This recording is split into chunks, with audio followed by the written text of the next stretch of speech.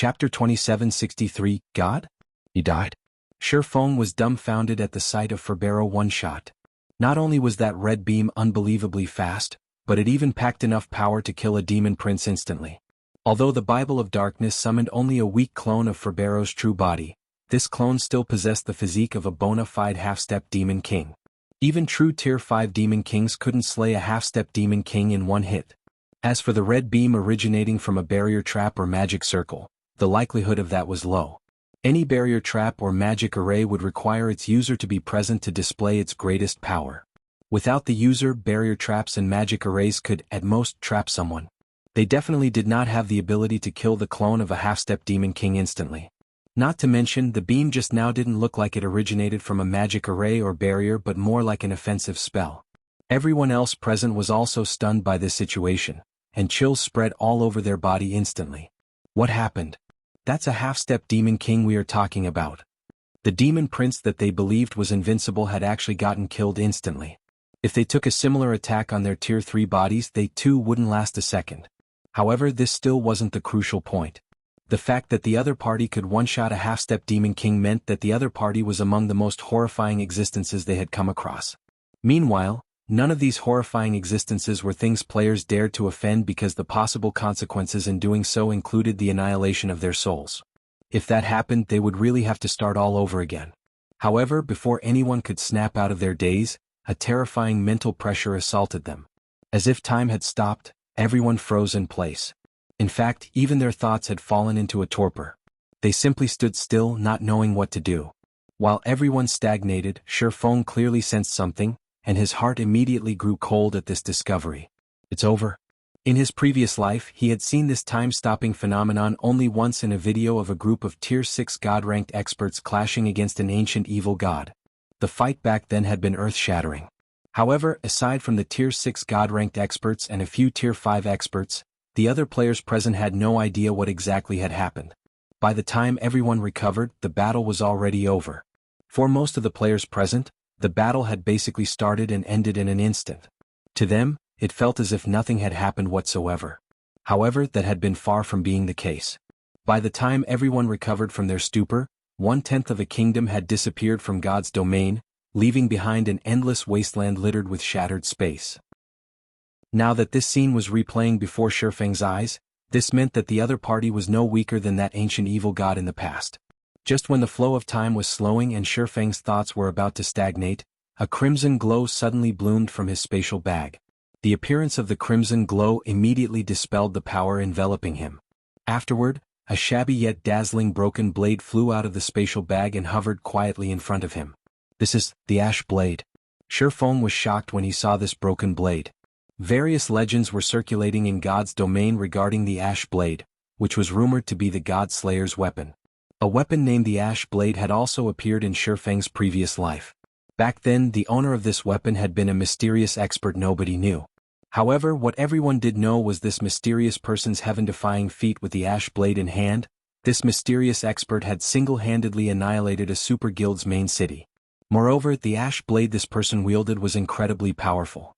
Even epic weapons would break after suffering 3 or 4 hits from the Ash Blade. Only fragmented legendary weapons could barely withstand its power. For this reason, everyone had suspected that the Ash Blade was a legendary weapon. Hence, Shi Feng had kept the Ash Blade all this time instead of discarding it. After all, there might be a day when he could recast it. Of course, there was another legend regarding the Ash Blade, which stated that the Ash Blade was a clue to the God Slayer's legacy. However, according to historical materials in the libraries of the various kingdoms and empires, nobody had ever found the Ash Blade. Only after that mysterious expert had appeared and thoroughly shattered the status quo of God's domain did everyone start paying attention to the Ash Blade. How interesting. Out of the people that arrived this time, someone actually brought that item. It seems you are quite lucky. While Shi Feng was surprised by the Ash Blade, a deep and indifferent voice came from the depths of the cave. It used not the human language but divine language instead. Similar to the demonic language, despite Shi Feng having no knowledge of the divine language, his brain still understood the meaning conveyed by the words. Before Shi Feng could react to the divine words, an elderly man clad in a gray robe appeared before him. This elderly man's body was in a translucent soul state. Moreover, It was incredibly unstable, as if it would disappear at any moment. However, Shifeng could still feel great power coming from the old man, which awoke in Shifeng the urge to submit. The old man's information was thoroughly hidden. It was impossible to glean any information about him at all.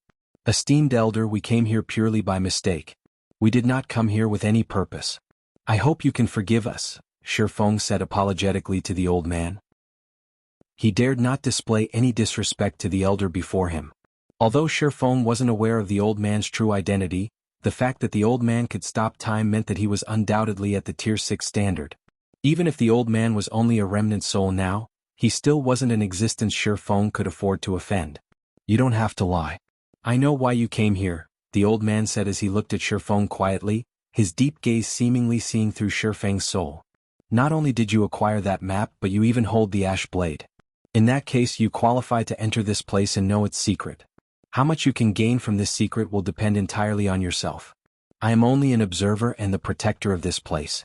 I won't do anything to interfere with your progress. Shifeng felt deeply relieved when he heard the old man's words. As for whether the old man was lying to him or not, Shifeng didn't care. After all, even if the old man was lying to him, Shifeng couldn't do anything about it. Esteemed elder, may I know what will happen to my friends? Shifeng asked worriedly. Although he himself was no longer in any immediate danger, he couldn't say the same for his teammates. It was entirely possible for the old man to erase their existences permanently to keep this place a secret. Don't worry. I won't kill them, the old man said, chuckling as he glanced at Shifeng's teammates. After all, they are individuals blessed by heaven. They won't die even if they are killed, right? Shifeng couldn't help growing slightly nervous at the old man's question. For some reason he had a feeling that this old man knew a lot of things. In fact, he might even understand the true existence of players. Otherwise, he wouldn't have asked such a question. This was the first time Shifeng had met such an NPC. Alright, I'll stop messing with you. Since Shifeng didn't dare respond to his question, the old man dropped the topic. He then said, You hold the Ash Blade, which means you are the chosen one. Hence you may enter the cave. As for the others, they will be teleported out of this place. Of course, as you have been lucky enough to get selected, you can also bring 9 people with you. However, you'd best think about who to bring with you. The secret of this place isn't something heaven-blessed individuals like yourselves can imagine. A single mistake might even result in a true death for you. When the old man said the words true death, he even placed emphasis on them. It sounded as if he was warning Shifeng, yet it also sounded as if he was teasing him. His behavior made it impossible for Shifeng to guess his thoughts. Nonetheless, Shifeng did not pay too much heed to the old man's warning. His goal in visiting the ruined mountain range was the Earthfall secret land. Although he did not know what kind of secret the secret land contained, from what he heard, the 3 super guilds that monopolized the secret land had acquired a lot of benefits. This meant that the secret land shouldn't be a very dangerous place. I've decided to bring the 4 of them. May I know if that is okay? Shifeng asked as he pointed at Lifeless Thorn, Solitary 9, Yenya, and Cleansing Whistle. Only 4. After taking a glance at Lifeless Thorn and the others, the old man looked at Shifeng in surprise and asked, Are you sure you don't want to bring more? You should know that the cost of entering that place is extraordinary. The amount of time you can stay there is also very limited. I'm sure. Shifeng nodded. Initially, he had considered bringing more people with him. However, with the possibility of this secret being much greater than he imagined, every additional person he brought along would be an additional risk. Hence, he decided to bring only Lifeless Thorn's group of 4. After all, the 4 of them had long since known many of his secrets. They could truly be considered his people already. However, the Azura Adventurer team's other members were not as reliable. Alright, this is your decision. The old man no longer pursued the matter and waved his hand at the 4 selected people. Apart from Lifeless Thorn, Solitary 9, Yenya, and Cleansing Whistle, all the others immediately transformed into streaks of light and flew out of the cave. The streaks of light then left the ruined mountain range, dodging the purple lightning decorating the neutral map's sky. Meanwhile, Lifeless Thorn and the others suddenly jumped up in surprise. What's going on? When Lifeless Thorn and the others saw their current situation, they fell into a daze. Just a moment ago, there had been nobody standing before them. In fact, even Shifeng had been behind them. However, in the blink of an eye, not only did Shifeng appear in front of them, but the rest of their team also disappeared without a trace. It was obvious that there was a blank in their memories. Read latest chapters at Wuxia World. Yui was now, a scary old man stood before them. and they couldn't read any information about this old man. Alright, stop looking around randomly. Your gazes are very annoying. Do you really think I can't sense them? The old man suddenly shouted at Lifeless Thorn and the others, the brief pressure he exuded nearly making their knees buckle. I'll let you off this time, but if you behave like this to anyone else, they won't be as easy on you as I am. Upon hearing the old man's words, Lifeless Thorn and the others hurriedly nodded and promptly stopped using their identification skills on the old man and their surroundings. That's more like it. Now follow me. The old man nodded when he saw Lifeless Thorn and the others turn obedient. He then began walking into the depths of the cave. Chapter 2764 Land of Fallen Gods. Outside of the ruined mountain range, devouring swamp. Dozens of streaks of lights descended onto a swampy woodland as Unyielding Heart and the others were transported out of the ruined mountain range. Were we resurrected? Unyielding Heart looked at his surroundings with some confusion. Why did we get resurrected here? Where's Brother Black Flame? The Devouring Swamp was a neutral map adjacent to the ruined mountain range. However, the map was very high level with monsters at level 130 or above. It wasn't suitable for them to travel across. Hence, they had previously traveled through a level 120 neutral map to enter the ruined mountain range.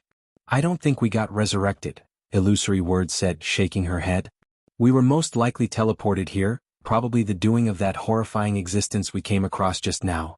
Although she didn't know what had happened, the most likely possibility was that they were banished from the cave since none of them had lost any levels. Big Sis Illusory, aside from Black Flame, Azura's side seems to be missing 4 people too, Blue Gown said strangely after carefully inspecting the team. At Blue Gown's words, everyone else noticed that Lifeless Thorn and 3 others of the Azura Adventurer team were indeed missing. At this discovery, Azura's members couldn't help becoming anxious. Did they get left behind? Unyielding Heart subconsciously muttered a guess. At Unyielding Heart's words, everyone present felt chills crawling down their backs. Before they lost consciousness, they had clearly felt a frightening mental influence from the depths of the cave. If not for them losing consciousness a moment later, they might have dropped to their knees the next second. Without a doubt, the source of the mental influence was the most terrifying existence they had come across since entering God's domain. They found it truly hard to imagine the consequences of being targeted by such an existence.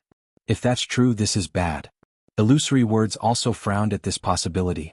Against that kind of frightening existence, even a Tier 4 player like Shurfeng would be no different from an ant. In fact, the said existence might even be able to obliterate their souls. After all, a few of the many frightening existences she knew of possessed this kind of horrifying ability. Not to mention, the existence they just met was many times stronger than any of those frightening existences. Let's reorganize the team and go back to take a look. Simply standing around and doing nothing isn't a solution, Unyielding Heart suggested.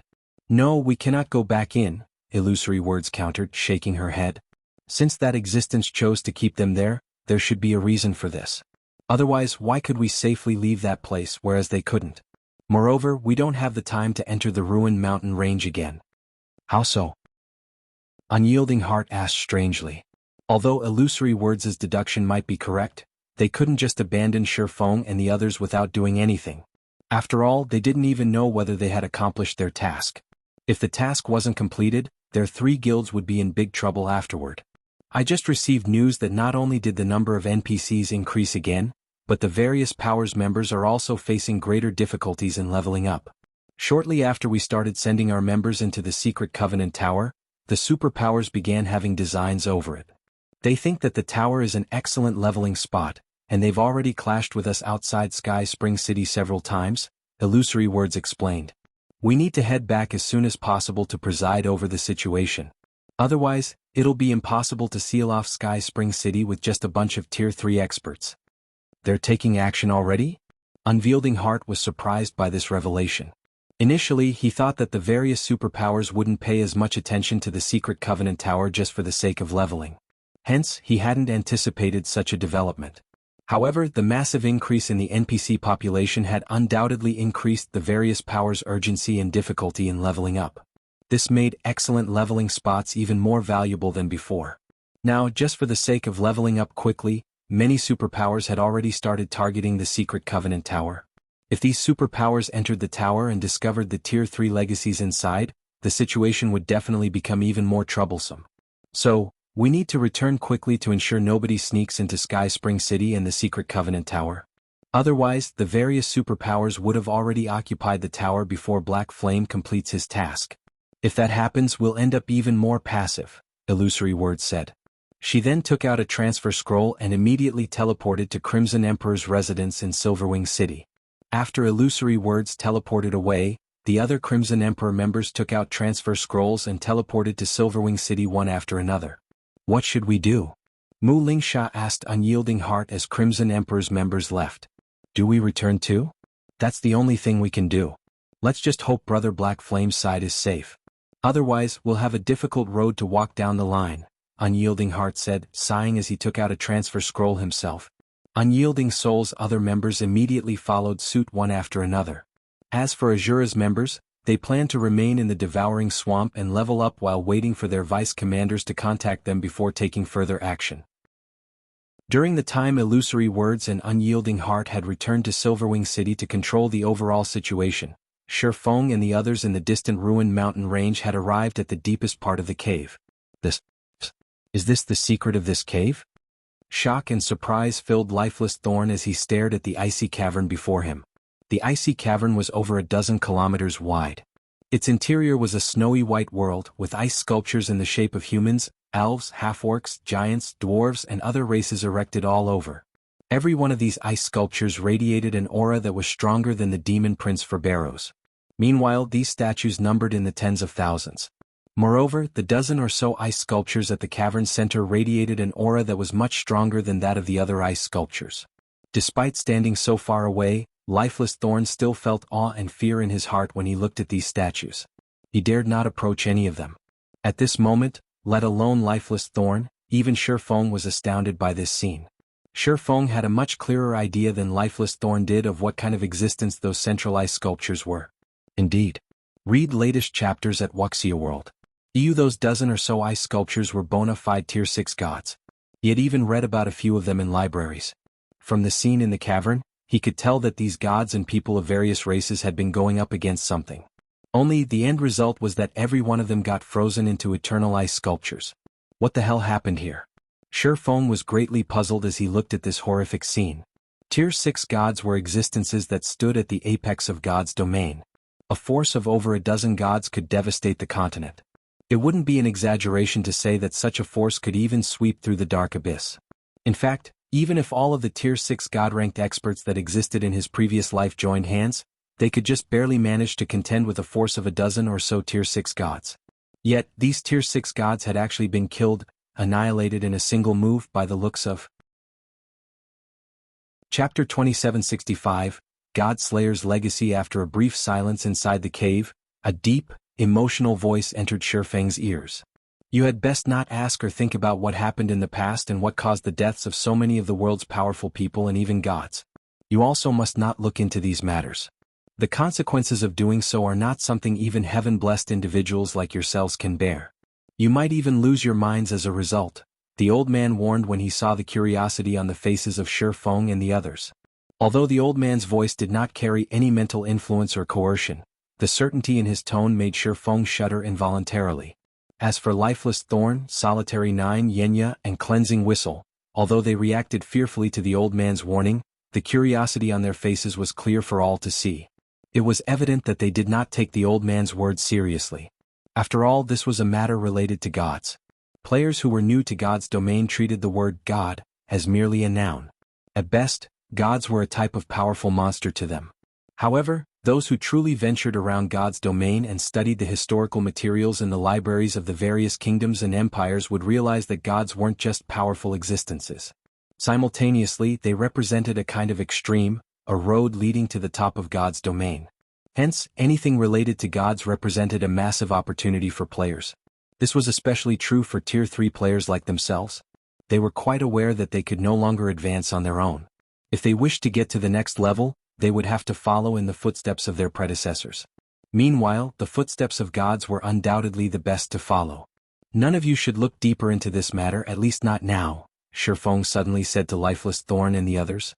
He knew very well how attractive gods were to Tier 3 experts.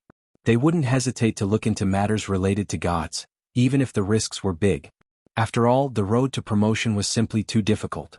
Normally, players could already improve significantly with the ruins left behind by Tier 5 existences, let alone those of Tier 6 gods. However, the disappearance of some peak experts and apex experts from both the game world and the real world most likely had something to do with Tier 6 gods. Anyone who tried to get involved with Tier 6 gods as Tier 3 and Tier 4 players would die before achieving anything. If they were lucky, they would have their accounts destroyed and need to start all over again. If they were unlucky, they might disappear like those experts in the past. Upon hearing Shifeng's words, Lifeless Thorn and the others eyed him curiously. They never thought that Shifeng would actively stop them from looking into this matter. "It seems you know your limits, kid," the old man said, gazing at Shifeng with warm approval. "That's right. Only people who know the limits of their strength and abilities can live long lives. Even you heaven-blessed individuals are no exception." At the old man's words, Lifeless Thorn and the others promptly awakened from their greed. "Thanks, Commander. I never thought I would get seduced by the benefits in front of me," Lifeless Thorn said in gratitude, a hint of fear in his voice. God's domain had always emphasized balance. All gains came with losses. If one tried to secure an opportunity despite lacking the necessary strength, they would only wind up dead. Currently, they hadn't even reached Tier 4, yet they were actually thinking of looking into the secrets of Tier 6. That was simply suicide. That is normal. After all, not many people in God's domain can remain calm when faced with matters related to gods, Shifeng said, shaking his head. If not for him having a wealth of experience adventuring in God's domain, he wouldn't have fared any better than Lifeless Thorn. In fact, he might have reacted even more crazily. In the current era where the gods had withdrawn from the world, even the various superpowers would go nuts over a clue related to Tier 6 gods. In fact, even Tier 5 NPCs would fight desperately to secure this clue. Alright, that's enough talking. After seeing that Shifeng and the others had calmed down, the old man beckoned to them and said, "Come here. Next up is the moment you have all been waiting for. It is also the final wealth and treasure that person left behind for you heaven-blessed individuals." "A treasure left behind by the God Slayer?" Shifeng grew a little excited at the old man's words. The God Slayer was a mythical figure in God's domain. Although it wasn't certain whether the God Slayer had become a god or not, it was certain that he was born a human. Meanwhile, the God Slayer was an existence that even gods feared. In fact, the number of gods the God Slayer had slain exceeded 10. However, for reasons unknown, the God Slayer had suddenly vanished into God's domain's history, leaving behind only a few clues pertaining to his existence. Normally, these clues were acquired from ancient ruins. It was almost impossible to find any records of the God Slayer in the various kingdoms and empires' libraries, as if the God Slayer's existence had been wiped out by history. Future generations couldn't look into the God Slayer's existence, even if they wanted to. However, there were a lot of negative comments about the God Slayer. Some people said that the God Slayer was a great sinner of God's domain, and others said that the God Slayer was the culprit behind the twilight of the gods. Shortly afterward, the old man led Shifeng's group of 5 to the cavern center, where the dozen or so frozen gods stood. Upon arriving there, Shifeng and the others noticed a space-time crack there, as small as a fingernail, undetectable from a distance. Only after moving within 30 yards of the crack did they barely notice it. Directly underneath this space-time crack was an incomparably complicated magic array. It was so complicated that even Shifeng, who was an advanced magician, felt dizzy after just one glance at it. Needless to say, he couldn't even begin to decipher it. This is the treasure? Solitary 9 was stunned when he saw this tiny space-time crack. For a moment he even felt that the old man had duped them. What possible use could they have for a fingernail-sized space-time crack? Even if this space-time crack led to somewhere with how small it was, players couldn't enter it. "That's right. This is the treasure," the old man said, chuckling. "You might think that such a small space-time crack is no big deal, but what if I say that it connects to the past?" "Connects to the past?" Solitary 9 was again stunned. Crossing timelines was simply impossible. It should still be impossible even in a virtual reality game like God's Domain. "Esteemed Elder, are you perhaps saying that this space-time crack can allow us to travel to another world?" Lifeless Thorn asked, thinking that the old man did not understand what the words "connects to the past" meant. In fact, even Shifeng suspected that what the old man truly meant was that the space-time crack allowed people to travel to a different space. After all, there were plenty of foreign spaces and other worlds in God's domain. "No, it is really linked to the past. It isn't linked to an other world or a different space," the old man insisted, shaking his head. He could tell what Shifeng and the others were thinking, and he said in a determined tone, "I know you don't believe me. There is no way you can believe me either. After all, time travel is something even ancient gods are incapable of accomplishing. However, it is true. Moreover, this space-time crack is connected to the ancient era of God's domain. Read latest chapters at Wuxia World." The old man's words dumbfounded everyone present. Connected to the ancient era of God's domain? Shifeng felt his worldview crumbling, shocked beyond words. Could this be the Earthfall secret land's true secret? The ancient era of God's domain was an era of wonders. Various supercivilizations were intertwined during this era when gods still roamed the world. And because the twilight of the gods had yet to occur, the world of God's domain was incredibly rich in resources. The present era of God's domain couldn't hold a candle to the ancient era in this regard. I won't say anything more. Since this is your first time, you can enter it without any cost. However, you can only spend a limited amount of time inside. Moreover, the stronger you become and the greater your impact during the ancient era, the easier it will be for the world to notice your presence.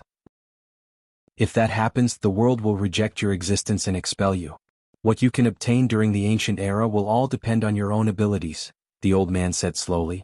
However, I have to warn you that the ancient era is not the paradise you imagine it to be. You will die a permanent death if you aren't careful. Before Shifeng and his companions could ask any questions, the old man waved his hand. Immediately, Shifeng and the other four transformed into streaks of light that plunged into the space-time crack, disappearing from the cavern. Chapter 2766, Ancient Era. In a valley amid some lofty mountains, a team of nearly 5,000 people frantically fought a group of demons.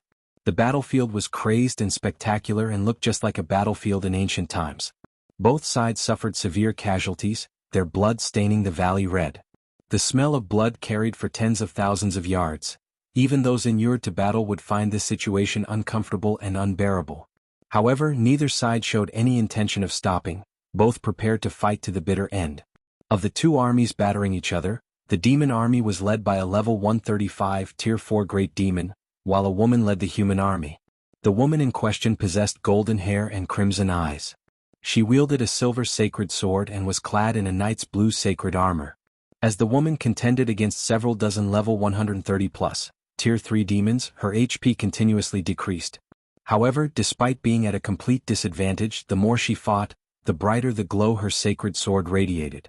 The power she exhibited also kept increasing. Damn it. You're actually using the aria of holy blood. Don't even think I will let you finish it. The Tier 4 great demon's expression turned solemn when he saw the glowing sacred sword. Immediately, he spread out his 4 wings and flew toward the crimson-eyed woman. Everyone protect the commander. Do not let that great demon approach the commander. A tall man shouted before rushing at the great demon with his golden shield raised. Subsequently, several dozen other melee classes nearby also charged at the great demon, all of them ignoring the fact that they were merely at Tier 2. Scram. Seeing the crowd charging at him, the demon commander pulled out his crimson greatsword and slashed the space in front. Over 100 crimson beams shot forth, tearing apart space as they advanced. The power they carried simply wasn't something even Tier 3 existences could dream of withstanding. Boom. The next moment, the several dozen Tier 2 melee classes were instantly vaporized, while the shield-bearing man was sent smashing into the mountain. Damn it. I'll kill you. When a man standing nearby saw this scene, his eyes turned bloodshot, and he promptly charged at the great demon with his sword raised. However, before this man could even get near the great demon, the long-range spells of several Tier 3 demons had already killed him. In the meantime, blood had already dyed the body of the crimson-eyed woman fighting several dozen Tier 3 demons. Her complexion was also deathly pale. However, despite the state of her body, her gaze remained indescribably firm. Be punished, demons, the crimson-eyed female knight bellowed as she raised her sacred sword. The sacred sword released a beam of light that shot to the skies. Countless streaks of light then rained down on the valley like shooting stars, and the demons struck by these shooting stars immediately fell into a heavily injured state. The situation on the battlefield reversed in the blink of an eye. Kill. We cannot let these demons take even a step into human territory. The crimson-eyed knight shouted, her pale complexion showing no signs of fatigue. She then raised her sacred sword and charged at the demons who were still fighting. The female knight's words stimulated the surviving humans. They began madly fighting against the demons. However, after a few exchanges, The humans present were dumbfounded, staring at a distant pile of demon corpses in disbelief. The next moment, the great demon commander, who was over a dozen meters tall, emerged from this pile of corpses, a hint of mockery and contempt on his face. The aria of holy blood is indeed powerful. And for you to still be alive after using this desperate move, your mental willpower is truly astonishing. I'm certain you can rank among the top tier 4 powerhouses, the great demon said as he looked at the crimson-eyed knight. He then asked mockingly, but can you use it a second time? At this great demon's words, the complexions of the surviving humans instantly turned ashen. This was the aria of holy blood they were talking about. This was the sacred sword Blood Moon's unique spell. Most people would be able to use it only once before departing for the netherworld. This was because the consequent pain of the body and mind was not something ordinary people could bear. However, in return for the steep price, once the aria of holy blood was cast, it exerted astonishing power. Even a great demon would sustain heavy injuries and lose half of their HP after getting struck by this move. Moreover, without restoration items such as the Water of Life, it would be impossible to recover from the attack. Yet now, needless to say, it would be impossible for the female knight to use aria of the holy blood again. However, with the humans' current combat power, they were no match for the great demon.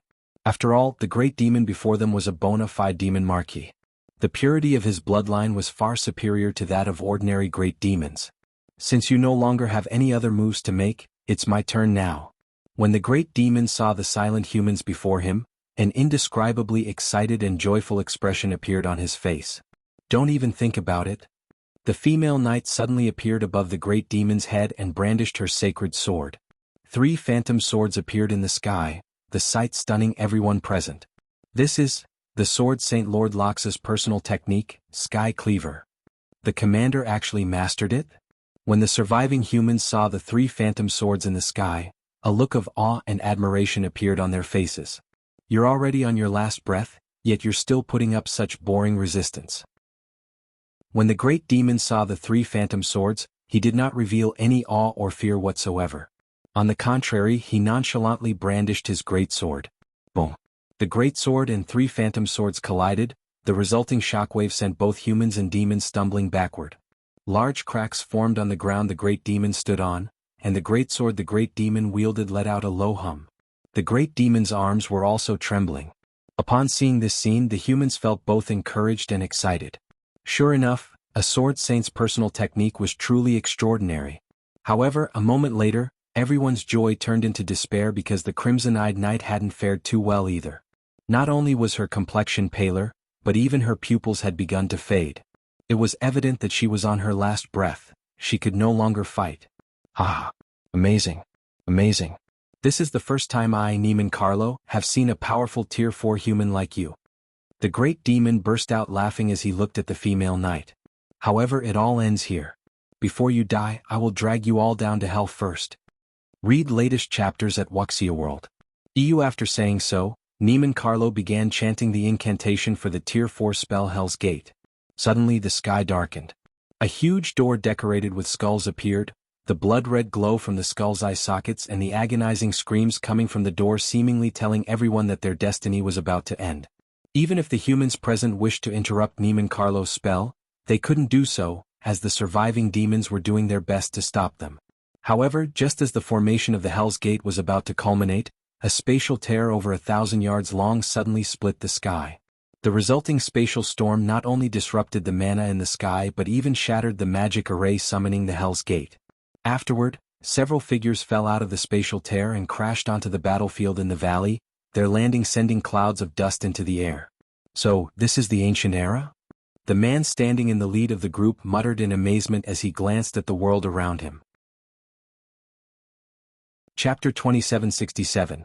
You chose the wrong opponent. At the sudden appearance of Shifeng's group of 5, the whole battlefield immediately went silent.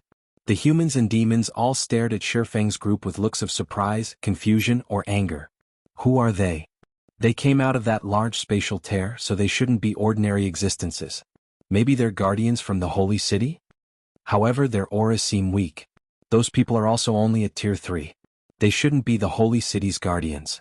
Moreover, judging by their looks, they seem to be heaven-blessed individuals. The humans began a hushed discussion among themselves as they scrutinized Shifeng's group. Initially they had held hope that Shifeng's group could save them. However, after noticing the 5 players' auras, they immediately fell into despair. The crimson-eyed knight peered at Shifeng's group with her blurry sight. It was evident that she too felt surprised and puzzled by the sudden appearance of Shifeng's group. Humanity's heaven-blessed individuals? When the great demon Neiman Carlo saw Shifeng's group, he too was shocked. How is this possible? Neiman Carlo wasn't particularly surprised to see more heaven-blessed individuals of the human race appearing in this place. What shocked him was the spatial crack that these humans had arrived through. That massive spatial crack had carried an extraordinary amount of power. Even he would lose his life if he accidentally came into contact with it. Yet, Shifeng's group had actually come out of it directly. Compared to the humans and demons originally fighting on this battlefield, however, the ones most surprised by the present situation were Shifeng's 5. How is this possible? Shifeng's heart surged with shock as he looked at a group of people standing among the human army. Why are there other players here? Aside from the many NPCs, the human army also had quite a number of players. Moreover, the average level of these players was incredibly high. Even the lowest leveled among them was level 128, while some had even surpassed level 130. Shifeng was certain that he had arrived in the ancient era of God's domain. After all, the environment here simply couldn't be found anywhere in the modern God's domain. The mana in this land was so abundant that it was close to condensing into a liquid state. He could even clearly feel the magic elements in the air. Like sprites, some of the magic elements were cheerful and lively, some were cold and lonely, some were hot and angry, etc. He could sense all of this with exceptional clarity. Moreover, the NPCs on this battlefield wore significantly different gear compared to the NPCs of modern times. Their weapons and equipment were of much higher quality. In the modern God's domain, NPCs were mainly geared with epic weapons and equipment. Very few possessed fragmented legendary items. After all, fragmented legendary items were incredibly rare and precious even to NPCs. However, that was far from the case for the NPCs here. Every NPC had at least 1 or 2 fragmented legendary items.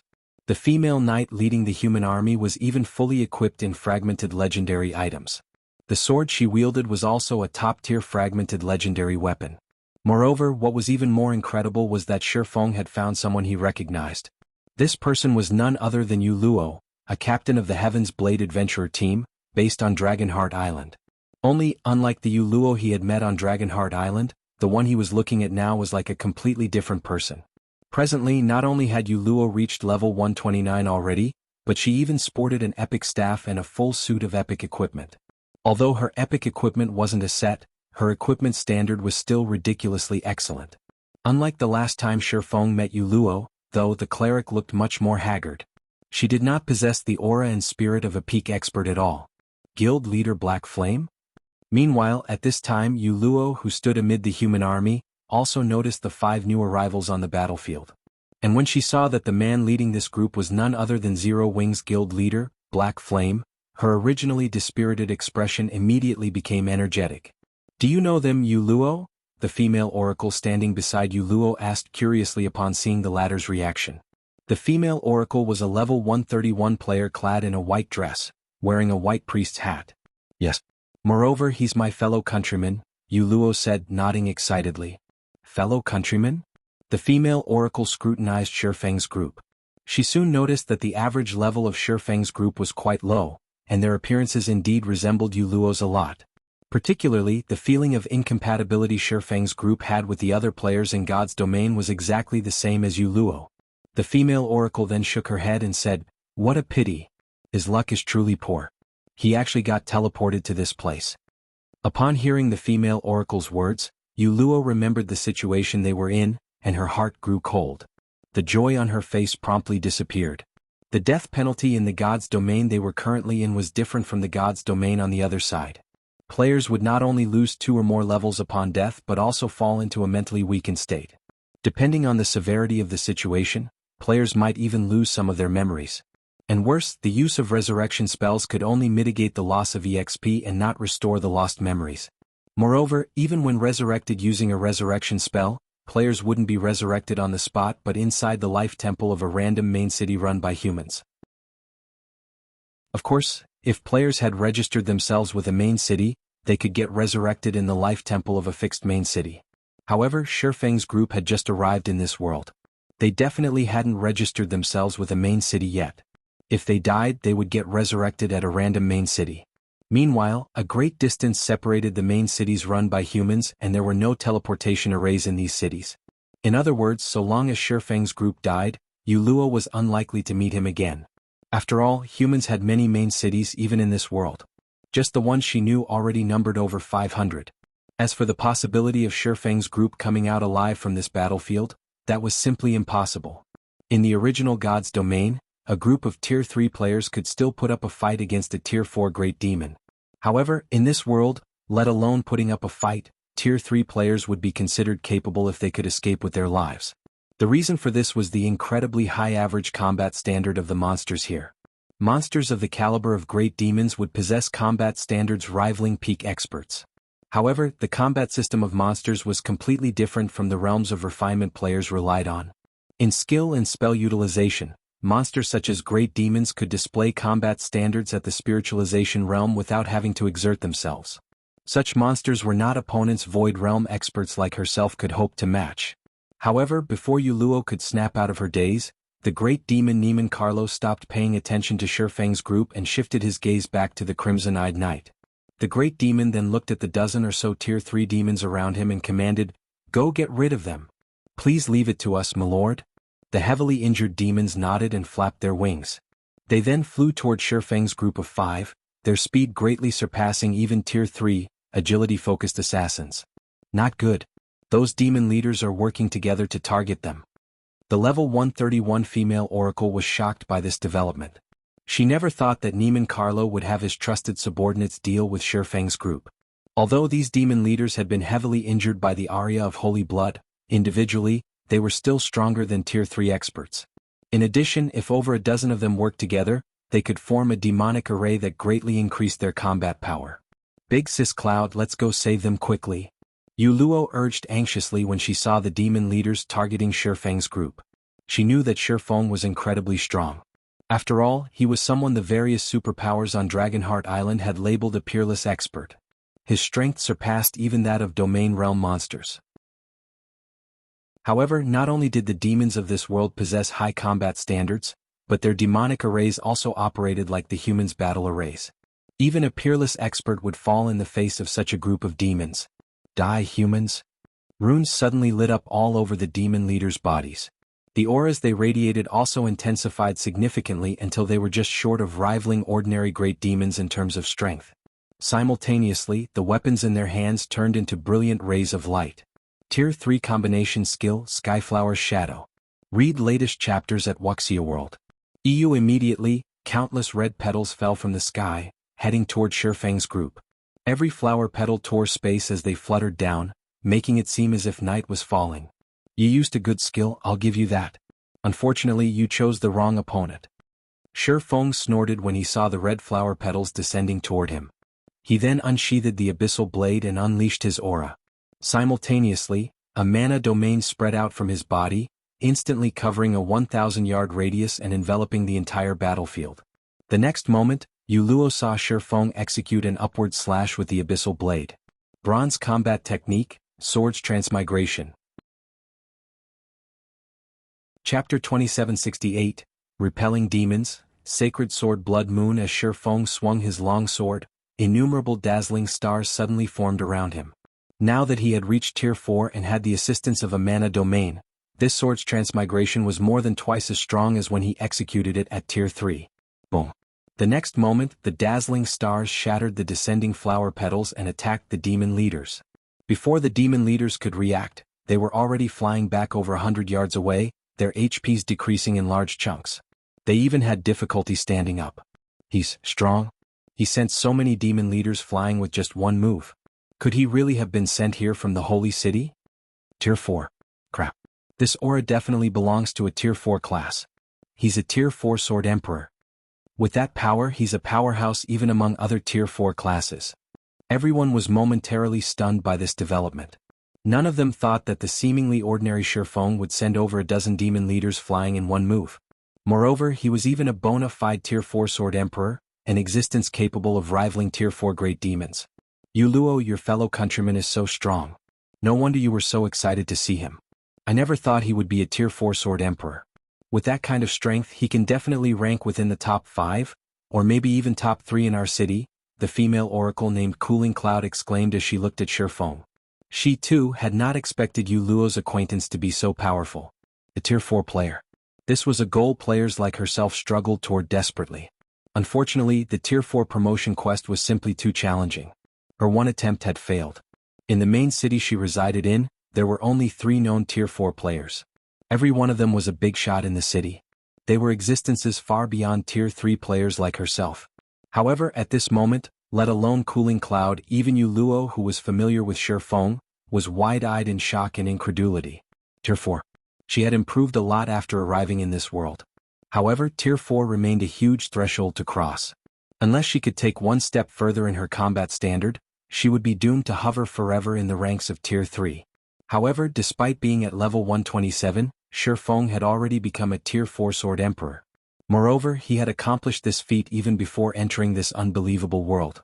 Meanwhile, as the humans were goggling at Shifeng in shock, the great demon Niemann Carlo gazed at Shifeng with a solemn expression, as if he was looking at a monster. Who are you? Niemann Carlo asked, a hint of fear appearing in his eyes. A heaven-blessed individual can't possibly wield such power. After Shifeng unleashed his aura, let alone the demon leaders present, even a demon marquis like himself felt suppressed. In fact, even the mana flowing inside his body was significantly slower. Now, he could exhibit only 60% of his normal combat power, at most. Generally, suppressing a tier 4 existence's strength by even 10% was already a difficult feat, what more 40%. Yet Shifeng had done it. That's none of your business. Shifeng paid no heed to the great demon's question. Instead he smiled and said, I will give you 2 options now. The first is for us to continue fighting and determine the victor through life and death. The second option is for you to get out of my sight, together with your people. As soon as Shifeng finished speaking, a deathly silence fell over the battlefield. Yu Luo and the other players in particular gaped, their wide-open mouths forming an "Oh, is he crazy?" Even if he's a sword emperor, Niemann Carlo won't spare him after being threatened in such a way. It's over. That Niemann Carlo will definitely go all out against us. Demons had always been arrogant in God's domain. They did not place other creatures in their eyes at all, even when dealing with the dragon race. Needless to say, the arrogance of a demon marquis was even greater. Even their commander Angelica Teresa would not dare utter such words to Niemann Carlo. After all, Niemann Carlo was truly powerful. His strength was outstanding even among tier 4 demons. He had the potential to become a demon prince. Otherwise, he wouldn't have become the commander of a demon army.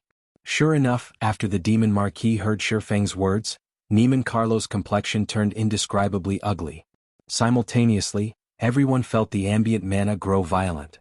However, just when everyone thought a bloody battle was about to begin, "We're leaving," Niemann Carlo said, his mouth practically twisting. After giving Shifeng one last glare, he turned around with clenched fists and instantly disappeared, leaving behind only a group of demons exchanging stunned looks. What? He left. What's going on? Everyone in the human army was dumbfounded at Niemann Carlo's departure. After all, even with the assistance of a tier 4 sword emperor like Shifeng, their army was still in dire straits. Yet, Niemann Carlo had actually left without saying another word. He behaved nothing like a demon at all. Angelica Teresa, the commander of the Night Legion present, couldn't help looking at Shifeng strangely. She never thought that Shifeng's words would carry such great deterrence for the demons. The great demons here are actually so smart? Cleansing Whistle was also surprised when she saw Niemann Carlo leaving. She knew that Shifeng possessed the Bible of Darkness, which could be used not only to summon demons but also to suppress hostile demons. This was why Shifeng could push back those demon leaders so easily. However, of those present, only Shifeng knew what exactly had happened. The Bible of Darkness held absolute control over demons. Although Niemann Carlo did not know Shifeng held the Bible of Darkness, the great demon still possessed an instinctive fear and dread of it. Moreover, Shifeng had repelled over a dozen demon leaders with a single move. This aggravated the fear in Niemann Carlo.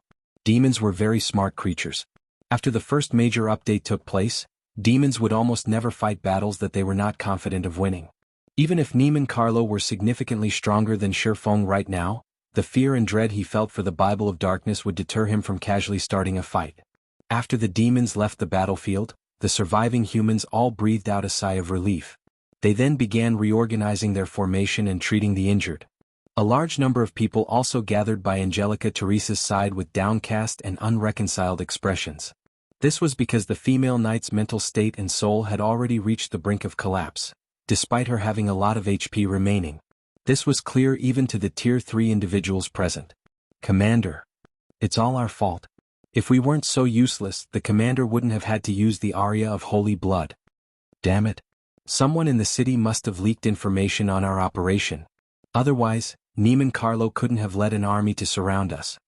Both NPCs and players present expressed sadness when they saw Angelica's current state. It was evident the female knight was loved and respected by these people.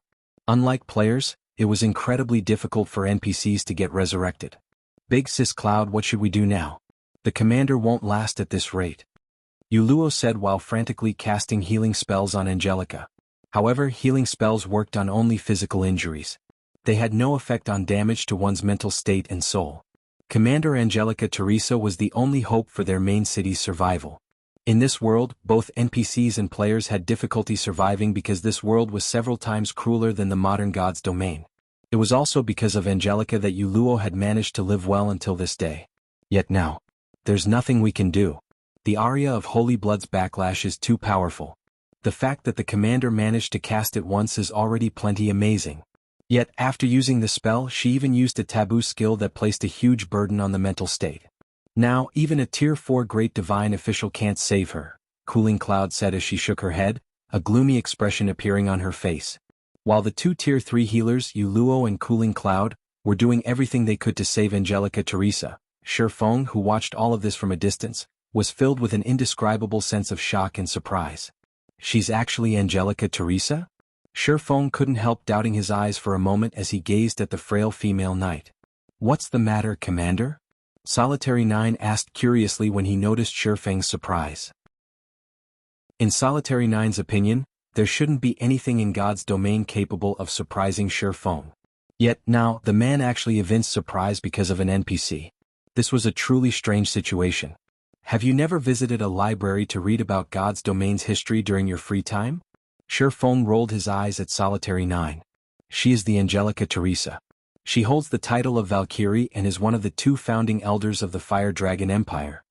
She's a founding member of one of the 4 ancient countries?" Solitary 9 did a double take at Angelica Teresa when he heard Shifeng's words. Read latest chapters at Wuxia World. The 4 ancient countries of the modern god's domain were the only 4 human empires that had existed since the ancient era. According to legend, the founding emperors of these empires possessed incredible power. In the case of the Fire Dragon Empire, though, a large part of the reason it survived the ancient era was the contributions of its 2 founding elders, and even gods feared these 2 founding elders. "However, by the looks of it, she seems to be dying," Lifeless Thorn said in a quiet tone. "Maybe she just has the same name?" "No, she is definitely that person," Shifeng affirmed. "The sacred sword Blood Moon is ranked 6th among God's domain's famed swords. It is said that this sword once belonged to Angelica Teresa, one of the Fire Dragon Empire's founding elders. While a person can have the same name, the chances are low that she would wield the same weapon." God's domain's 36 famed swords were unique existences, and their owners were all historical figures in God's domain. In other words, it was precisely because of the people wielding these swords that the swords became unique existences known throughout God's domain. "What should we do now then? If she dies, will it alter God's domain's history?" Solitary 9 asked anxiously. At this point he still couldn't tell whether they had arrived in the real ancient era of God's domain or just a replica. If it was a fake, then good. If it was real, then the results would be very bad. No sooner had Solitary 9 finished speaking than the system's cold, mechanical voice entered Shifeng's ears. Chapter 2769, Inferior Mythic Quest System. Warning. Warning. System. You have triggered an optional Inferior Mythic World quest. Quest content. Assist Angelica Teresa to become Meteorite City's Lord. Rewards 1 unknown item in God's Domain World Authority +2. Penalties unknown. System. You have 30 seconds to consider. Quest will be accepted by default if no response is made. An Inferior Mythic Quest? Shifeng couldn't help doubting his ears when he heard the system. As far as he knew, legendary main storyline quests were already the most challenging quests players could pick up. However, there were quests of a higher grade than legendary main storyline quests. Mythic quests, which had always been a mystery of God's domain. Despite the rumors of mythic quests, nobody had ever personally verified their existence. Yet he had now triggered an inferior mythic quest. Do I accept it? Shi Feng hesitated. This was most likely the only opportunity he would ever get to challenge such a quest. After all, he had never even heard of anybody receiving a quest of this rank. He had most likely triggered such a quest only because he happened to visit God's domain's ancient era and came across a key historical figure. Moreover, by the looks of it, the other players around him had not received this quest. This meant he had satisfied some unknown conditions to trigger this quest. Only, the penalty for failing a legendary quest was already more than enough to end a player's career in God's domain. The penalty for failing an inferior mythic quest would most likely be several times greater. If he failed to complete the quest after accepting it. However, when he saw the reward of God's domain's world authority +2, greed momentarily overwhelmed him. In the present God's domain, everyone else was probably unaware of God's domain's world authority, as it was simply far too difficult to obtain. Normally, players had to have achievements that affected the entirety of God's domain to acquire this world authority. Players who successfully obtained world authority, even if only 1 point of it, would receive unimaginable assistance in their progression in God's domain. Just like the name suggested, gaining world authority meant one would become an existence with special rights in God's domain. The various superpowers were willing to go all out and risk incurring massive losses just to obtain the special rights the War God's Temple offered. After all, obtaining these rights meant one's guild could surpass other guilds by a large margin and solidify its position in God's domain. Individual players could also obtain special rights in God's domain. This was world authority. Obtaining even 1 point of world authority was equivalent to attaining God's domain's recognition. Players with world authority would then gain an unimaginable affinity with the world. On the surface, gaining an increased affinity with the world might not seem very useful.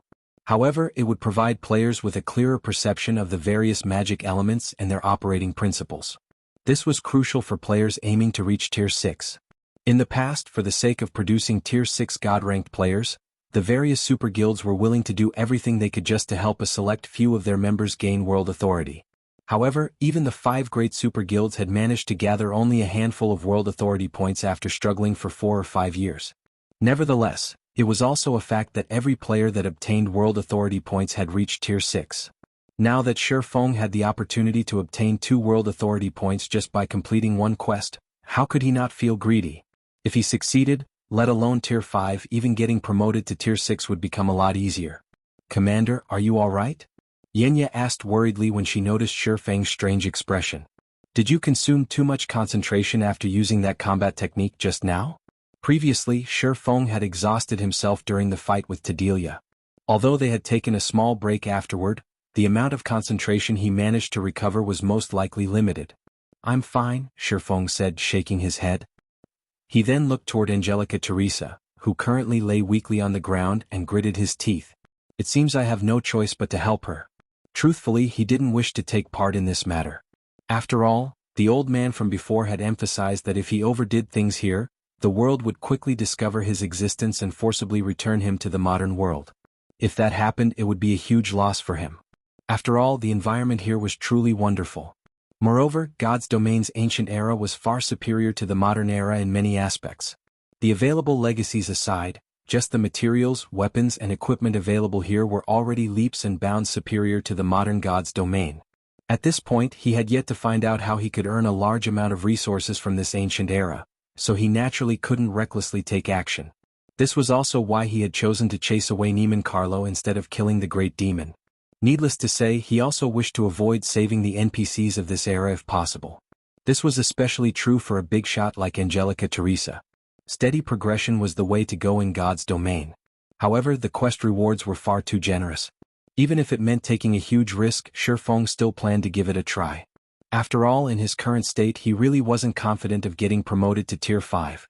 If he merely relied on legacy guidances, constructing even a completely new mana body would be tough, let alone constructing a mana body that matched the physique of Tier 5 monsters. Ultimately, Shi Feng walked up to Angelica Teresa, his actions causing the other people present to grow alert. Although Shi Feng had repelled the demon army for them, he was still a foreign powerhouse. Their wariness of him was only natural. After all, there were many insidious people in God's domain who were capable of stabbing others in the back with a smiling face. No one wouldn't be completely safe from such people, regardless of one's identity. The best example would be their commander. Their commander possessed a great reputation in their city. Most of the city's big shots respected and favored her, yet she still ended up getting stabbed in the back. Upon seeing Shifeng walk over, Yu Luo gritted her teeth and asked in a quiet tone, "Guild leader Black Flame, do you have a way to save our commander? So long as you can save the commander, I will help you with whatever you want, even if it means sacrificing myself." In reality, Yu Luo did not think Shifeng would have a way to save Commander Angelica Teresa. After all, even Cooling Cloud, who was both a skillful healer and advanced master alchemist, was helpless. "I indeed have a way to save her. However, I don't need you to sacrifice yourself or anything of the sort." Shifeng smiled involuntarily when he saw the resolution on Yu Luo's face. "I just need you to tell me about the situation here once afterward." Even if Yu Luo didn't ask for his help, he would still save Angelica Teresa. After all, a dead person couldn't become the overlord of Meteorite City. "You have a way to save the commander, guild leader Black Flame?" Yu Luo was momentarily stunned by Shifeng's reply. However, she quickly recollected herself and said excitedly, "No problem. So long as it is something I know, I will definitely tell you." On the other hand, Cooling Cloud, who stood at a side, was confused when she heard Shifeng's confident reply. She was an advanced master alchemist, yet even she was helpless about Angelica's situation. She found it truly hard to believe a fellow countryman of Yu Luo's had a way to save the commander. This wasn't because Cooling Cloud was belittling Shifeng and Yu Luo, but because the knowledge Yu Luo had shown regarding God's domain was simply too inadequate. Even her usage of skills and spells was crude. In addition, while it wasn't necessary for all healers to become a specialized master alchemist, it was still common sense for healers to know how to craft some potions. Yet Yu Luo did not. Hence, Cooling Cloud concluded that Yu Luo and Shifeng came from some backwoods. Otherwise they shouldn't lack such common sense. However, Shifeng did not respond to Yu Luo's question. He merely took out a translucent crystal from his bag and passed it to her. "Have her eat this. She'll gradually recover once she does," Shifeng said without further explanation. Yu Luo was confused when she received the translucent crystal from Shifeng, not understanding how such a crystal could save Commander Angelica. However, when Cooling Cloud saw the crystal in Yu Luo's hand, she was shocked. "A crystal of souls? How is this possible?" At Cooling Cloud's exclamation, the other healers present stared at Shifeng as if they were looking at a monster. "Big Sis Cloud, is this crystal of souls something amazing?" Yu Luo asked, bewildered. Realizing that she had lost her composure, Cooling Cloud quickly calmed herself, then explained, "The crystal of souls isn't just valuable. It is incomparably rare even on the scale of the entire God's domain. The Holy City side can secure only a few of such crystals, as they are simply too rare. Normally, such crystals appear in places where souls gather, such as the Netherworld. These crystals can not only heal one's mental state but also strengthen the soul to a certain degree. It is impossible to purchase a crystal of souls on the market, and it is many times more valuable than even the water of life." "It's such a rare item?" Yu Luo was startled. She never thought Shifeng would actually use such a precious item to save someone. With this she would owe him a massive favor. "All right, you'd best save her first," Shifeng said. When he saw the astonished looks everyone was giving him, he only shook his head and smiled. The crystal of souls was indeed precious. Under normal circumstances he wouldn't be willing to use it. After all, he had to rely on himself to harvest the necessary monster souls to create crystals of souls. However, the crystals weren't so precious that he couldn't afford to waste them on others. After all, the soul orb was one of the 7 treasures that could easily produce crystals of souls. He merely needed to kill Great Lord ranked monsters 5 levels higher than himself to obtain the necessary monster souls. Read latest chapters at Wuxia World. EU at Shifeng's reminder, Yu Luo quickly snapped out of her daze and helped Angelica consume the crystal of souls. Shortly afterward, Angelica's complexion recovered significantly. Although she had fallen unconscious after consuming the crystal of souls, one could tell that her condition was no longer critical. Now all they needed to do was wait. By the time Angelica woke up on her own, she would be thoroughly recovered. Meanwhile, after seeing that Angelica was saved, Cooling Cloud, as a captain in the Night Legion, took the initiative to invite Shifeng's party to rest in Meteorite City, the main city they resided in. Shifeng did not refuse the invitation, as he was curious to learn more about God's domain's ancient era. The human army walked for over a dozen hours before eventually arriving before a stalwart mountain range. A city that was more spectacular than even the royal capitals found in the modern god's domain appeared inside the valley of this mountain range. Chapter 2770, City of Riches. Meteorite City. Meteorite wasn't just a gathering place in the Meteorite mountain range for humans to live and conduct trade in. It was also the safest location for humans in the Meteorite mountain range. After the Night Legion registered the information of Shifeng's party with the city, Cooling Cloud led the five straight into the city. Meanwhile, as Shifeng and his party members were non-residents of Meteorite City, they each had to pay an entrance fee of 5 magic crystals. Let alone Lifeless Thorn and the others, even Shifeng was stunned by this fraudulent price. Meteorite City's entrance fee was more than 10 times greater than the various guild cities, not to mention that of modern NPC cities. At this point, the market value of magic crystals had already risen to 40 silver per crystal. 5 magic crystals was the equivalent of 2 gold. Unless the city's mana had condensed into a liquid state, only a fool would pay such an entrance fee. However, from the behavior of the NPCs and players here, it looked as if they had long since gotten used to this situation. Even Yu Luo paid the 5 magic crystals without hesitation. Guild leader Black Flame, this is the standard price here. Naturally, Yu Luo could tell what was going through the minds of Shifeng's party. Smiling, she whispered, "But please believe me that this price is absolutely reasonable." Initially, she too had been shocked by this price. After all, she wasn't the guild leader of a guild, unlike Shifeng, but merely a team leader in an adventurer team. The magic crystals she had on hand had only numbered 200 or so. Paying 5 magic crystals just to enter a city had been an extravagant expenditure for her. However, after entering Meteorite City, she quickly realized that this price was definitely reasonable. Compared to the NPC main cities in the modern god's domain, Meteorite City could practically be considered a holy city. Of course, Shifeng wouldn't dwell on this matter. After all, 5 magic crystals was basically nothing to him. He was merely surprised by the absurd entrance fee. Afterward, Shifeng paid the entrance fee for his party of 5, then followed Cooling Cloud and Yu Luo through the magic array that enveloped Meteorite City. This is a main city of the ancient era? When Shifeng set foot in Meteorite City, a comfortable feeling immediately enveloped his body. This comfortable feeling was different from the kind of comfort he felt when entering a place with high mana density. Instead, entering this city allowed him to have a clearer perception of the world.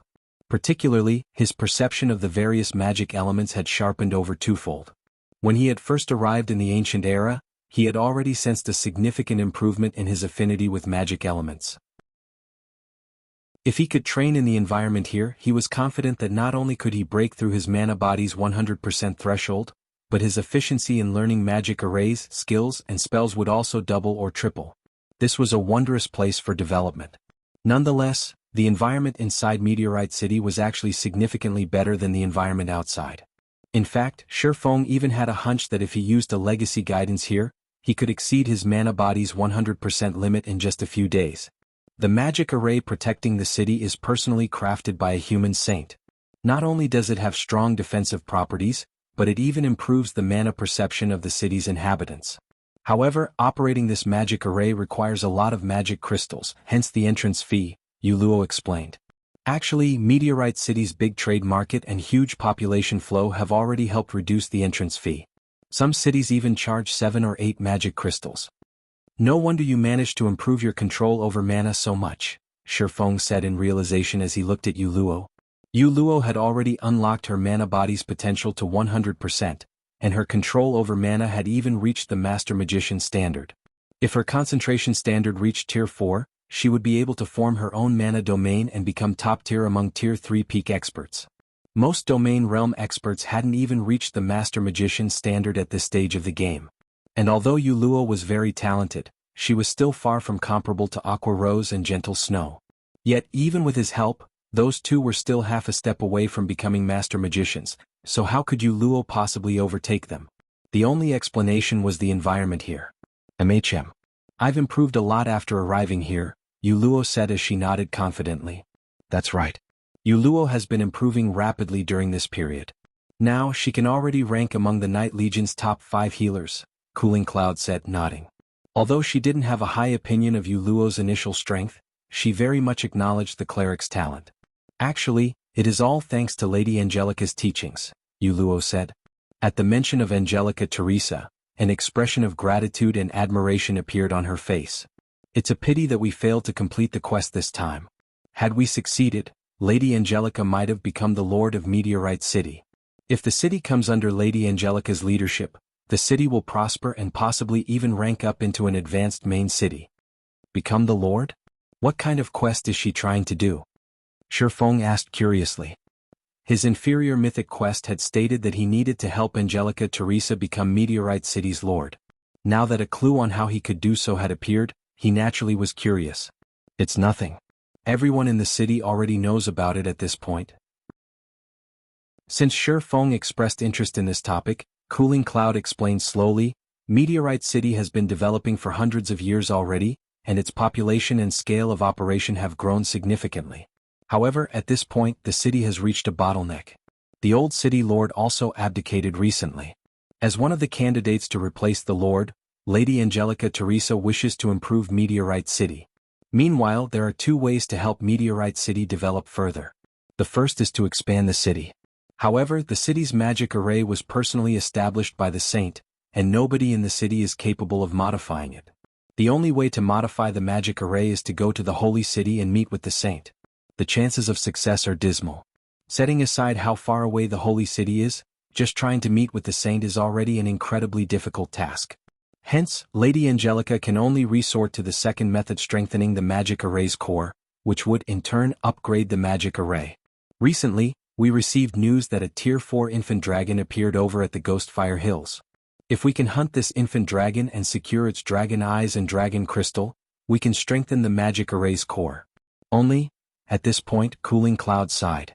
Let alone hunting that Tier 4 infant dragon, they had already fallen prey to a demon army's ambush shortly after leaving Meteorite City. What followed next was what Shifeng himself had witnessed. Travel to the holy city to meet with the saint or kill a Tier 4 infant dragon. Shifeng shook his head and smiled bitterly at Cooling Cloud's words. Although he didn't know where the holy city was, since the NPC cities here had no teleportation arrays linking them, the journey to the holy city could easily take several months. Moreover, even after arriving at the holy city, it wouldn't necessarily be possible to meet with the rumored saint. As for the other option of killing a Tier 4 infant dragon, that was even more ludicrous. A Tier 4 infant dragon was an existence above even demon princes. It was an existence that could truly match Tier 5 existences. When Shifeng was in his Tier 4 legacy land, even after reaching Tier 4 and gaining a Tier 4 legacy skill, he could only put up a fight against the Tier 3 infant dragons there. Even with the Heavenly Dragon Breath's help, he still couldn't kill those Tier 3 infant dragons. Now, Angelica Teresa actually had designs on a Tier 4 infant dragon despite being only at Tier 4 herself. Calling her actions suicidal would be an understatement. Moreover, killing the infant dragon probably had to be done as soon as possible. After all, dragons did not have the habit of living in a fixed location long-term. If he couldn't help Angelica kill the infant dragon before it went elsewhere, he would have to look for the elusive saint. Sure enough, this isn't a quest that can be completed easily. However, Shifeng did not feel particularly surprised by this situation. A legendary quest was already monumentally difficult to complete. An inferior mythic quest would only be worse. He also had to admit that Angelica Teresa matched the legends, which portrayed her as a brave warrior who stood up against dragons. If Angelica succeeded in slaying a Tier 4 infant dragon despite being at Tier 4 herself, that would truly be a legendary feat. The only thing Shifeng could do now was look for opportunities to improve both his and his party's strength. Otherwise, he would be utterly helpless against the infant dragon. Under Cooling Cloud and Yuluo's lead, Shifeng's party arrived at Meteorite City's trade market. When Lifeless Thorn and the others saw the dazzling items put up for sale, their eyes widened in shock. The basic currency used in the market here was actually the magic crystal. Coins did not exist here. However, they also had to acknowledge that the ancient era of God's domain was truly amazing. The NPCs here even sold epic weapons and equipment players could use. Only the price was somewhat high. Even a random piece of level 150 epic equipment sold for 20,000 magic crystals. If converted to the gold coins used in the modern era, that would be equivalent to 8,000 gold per piece of level 150 epic equipment. While the various super guilds would kill to purchase level 150 epic equipment for 8,000 gold, it was a different story if the payment had to be in magic crystals. In addition to epic equipment, fragmented legendary weapons and equipment occasionally appeared in Meteorite City's auction house. which the various player forces in Meteorite City competed for. Only, one needed a minimum deposit of 300,000 magic crystals just to participate in the auction. Meanwhile, these fragmented legendary items usually ended up selling for over 400,000 magic crystals. Whether it was Lifeless Thorn or Sure Feng, they couldn't help feeling like they had become beggars after entering Meteorite City. Although Sure Feng carried some magic crystals with him, that number was only 50,000, just enough to purchase 2 pieces of epic equipment at most here. Of course, it was also much easier to earn magic crystals here than in the modern God's domain, since the magic crystal was the main currency used in the ancient era. Whether one completed quests or traded materials with NPCs, payment was in magic crystals. Hence, local players found the prices of the epic and fragmented legendary items reasonable. Read latest chapters at Wuxia World. EU. After walking around for several hours, Cooling Cloud bid goodbye to Shifeng's party since she still had matters to deal with as a captain in the local Night Legion. As for Yu Luo, she stayed behind to serve as a tour guide for Shifeng's party. Inside a high-class hotel in Meteorite City, staying in one of the ordinary rooms here cost 50 magic crystals a day, while the high-end rooms cost 200 magic crystals per day. Shifeng chose to rent a high-end room without hesitation. Shortly afterward, Shifeng's party of 5 and Yu Luo sat quietly inside the room. Out with it. How long has it been since you arrived here? Shifeng asked seriously as he looked at Yu Luo. What's up with the players here? Chapter 2771, Alien-like players. At Shifeng's question, an exceptional silence filled the room. Lifeless Thorn and the others simultaneously focused their gaze on Yu Luo. Ever since they arrived in this place, they had come across too many unknown and surprising matters. However, the only thing they could do was remain silent and quietly observe everything, including the so-called NPCs and players here. In their opinion, be it the NPCs, monsters, or players here, they all felt alien. This was especially true for the players here. Despite being players, the players here gave them a completely different feeling than the members of their party. It felt as if the players here were not players at all, but rather the original inhabitants of this world. It was as if these players had already accepted this virtual world as their own. No. To be precise, these players treated the world of God's domain as a real world. Moreover, judging by these players' behavior, they had resided in this world for a considerably long period. Otherwise, the alien feeling they gave off wouldn't be so conspicuous. This alien feeling was especially familiar to Shifeng. Looking at the players in this ancient era felt like looking at Phoenix Rain back when he met her in Flame Dragon City. It was just that Phoenix Rain seemed more alien back then than these people. She felt as if she was a player yet not a player at the same time. In short, she gave off a very strange feeling. Now the players here gave him a similar feeling. Hence, the shock he felt when he met these players initially was much greater compared to that of Lifeless Thorn and the others. However, he couldn't openly state his feelings. After all, the matter concerning Phoenix Rain was of great importance. Moreover, at the same time as their party was finding the players here alien, these players had similarly noticed the strangeness of their party. It was evident that these players were foreign to players like their party as well. In addition, through the previous conversation he had with Cooling Cloud, Shifeng got the impression that they lived in completely different worlds. The old man in the cave had already stated that this world was the ancient era of God's domain. Logically, there shouldn't be any other players in this world. Yet, not only were there players living in this world, but there were even a large number of them. Based on his initial estimates, there should be well over 5 million players residing in Meteorite City. This was already on the level of royal capitals in the modern era. Meanwhile, according to Cooling Cloud, there were at least 500 such main cities on the continent. If Meteorite City was representative of these main cities, there should be well over 2.5 billion players in the ancient era. Yet, none of the various powers in the real world had an inkling that there were players playing in the ancient era of God's domain. That's right. Everything is as you guys have guessed. When Yu Luo saw the look everyone was giving her, her originally light and happy expression instantly vanished, replaced by a solemn expression. Whether it is this God's domain or the players here, both come from a different world from ours. A different world? Solitary Nine's breathing grew heavy at Yu Luo's words. How is this possible? Although he had already had suspicions, he still found it unbelievable after hearing Yu Luo's confirmation. While it was indeed true that God's domain was a virtual reality game like no other, it was still far-fetched to say that people of a different world were playing the game with them. No, it would be somewhat incorrect to say that they're from a different world. Shaking her head, Yuluo smiled and added, "To be precise, they are people living in a different world."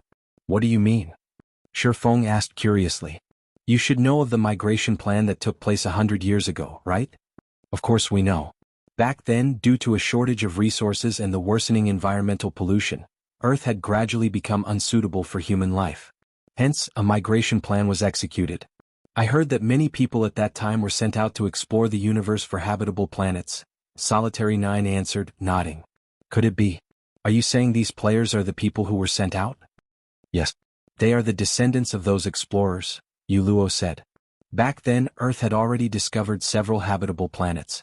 However, they were too distant from Earth and the journey would take a long time. Hence, after gathering all of the world's power, several hundred interstellar spaceships with self-sustaining environments were constructed. These spaceships then set forth toward the selected habitable planets while carrying all sorts of resources and hundreds of millions of Earth's outstanding personnel. These people have been living on the interstellar spaceships for these past 100 years. However, these people experienced a much longer time than people on Earth during their journey. I heard that they've been living in space for over 600 years. Some spaceships have even experienced over 900 years of life. The population on these spaceships has also continued to grow over time, with the total population having exceeded 10 billion long ago. The original spaceships have also acquired resources from various planets on the way and modified and upgraded themselves. At this point, these spaceships can no longer be considered mere spaceships but more like interstellar continents. And they are still making their way to the habitable planets. However, as these interstellar continents have limited resources, the majority of their population can only reside in virtual worlds. Only a small minority has the privilege to roam the outside world. Hence, these people are accustomed to virtual worlds. The professional players of our worlds can't even compare to these people in this regard, as virtual worlds have long since become a part of these people's lives. After God's Domain's launch, the game became their everything. The understanding they have of God's domain far exceeds ours. When Yuluo finished speaking, silence enveloped the room for a long time. Solitary 9 and the others even had their mouths hanging wide open. They never thought that they would actually be ignorant of such a huge matter happening outside Earth. They also couldn't even begin to imagine how it felt to live out in the open universe for several centuries. "I see." After hearing Yuluo's explanation, Shifeng came to another realization. During his previous life, right before he reincarnated, God's Domain had suddenly launched an expansion pack for seemingly no rhyme or reason. It was the most special expansion pack ever added to the game. Normally, the main God system would first implement a new expansion pack in the game before notifying players about it. However, news of this expansion pack had spread in the real world before its implementation. In fact, even its name had been revealed beforehand. War of Worlds. The description that came with this announcement also clearly stated that there would be several worlds attacking the main continent of God's domain. For the sake of their own survival, these worlds would wage war with each other on an unprecedented scale. The winner would live and the loser would die. This announcement had agitated countless people in God's domain when it came out. After all, the territories on the main continent were basically fixed at that point, and few disputes occurred between the various powers. The game had been trending towards stability. With the sudden appearance of several new worlds, how could the players of God's domain not feel excited? The various major powers in particular had immediately begun sharpening their blades after the announcement. So long as the new expansion pack took place, they would immediately invade these new worlds and start a new journey. However, as a consequence of the expansion pack, Shifeng found himself fired. Upon seeing the stunned expressions of the people around her, Yuluo revealed a bitter smile and said, "My arrival here was a complete accident. While exploring an underground space in Dragonheart City by myself, I got caught in a space-time storm. By the time I woke up, I was already in this place. Currently, I have spent 20 days here already. Although I want to go back, I haven't been able to return even after dying or jumping into other space-time storms. What's most frustrating is that I can't log out of the game from here." "You can't log out?" At Yuluo's words, Solitary 9 and the others hurriedly checked whether they could log out or not. If they couldn't, then it would be a huge problem. Nowadays, all virtual gaming cabins had a nutrient solution storage that could let players stay online for 1 or 2 months without any problem. The latest model could even let players stay online for 3 months. And in the event that players depleted their supply of nutrient solution and couldn't leave their gaming cabin for some reason, the cabin would issue a system alert, and professionals would come quickly to deal with the problem. Hence, players had no need to worry about starving to death. Even so, this wasn't good news. No way. I really can't log out. Solitary 9 couldn't help growing anxious. It would be very inconvenient for them if they couldn't go offline. After all, there were many things they needed to do in the real world. Moreover, staying online long-term would affect their physical bodies to a certain degree. They can't log out? Looking at the log out button on his system interface, Shifeng found that it was still brightly lit, indicating that he could go offline whenever he wanted. Is it because of that world stone in my bag? After some thought, the only explanation Shifeng could come up with for this situation was the world stone.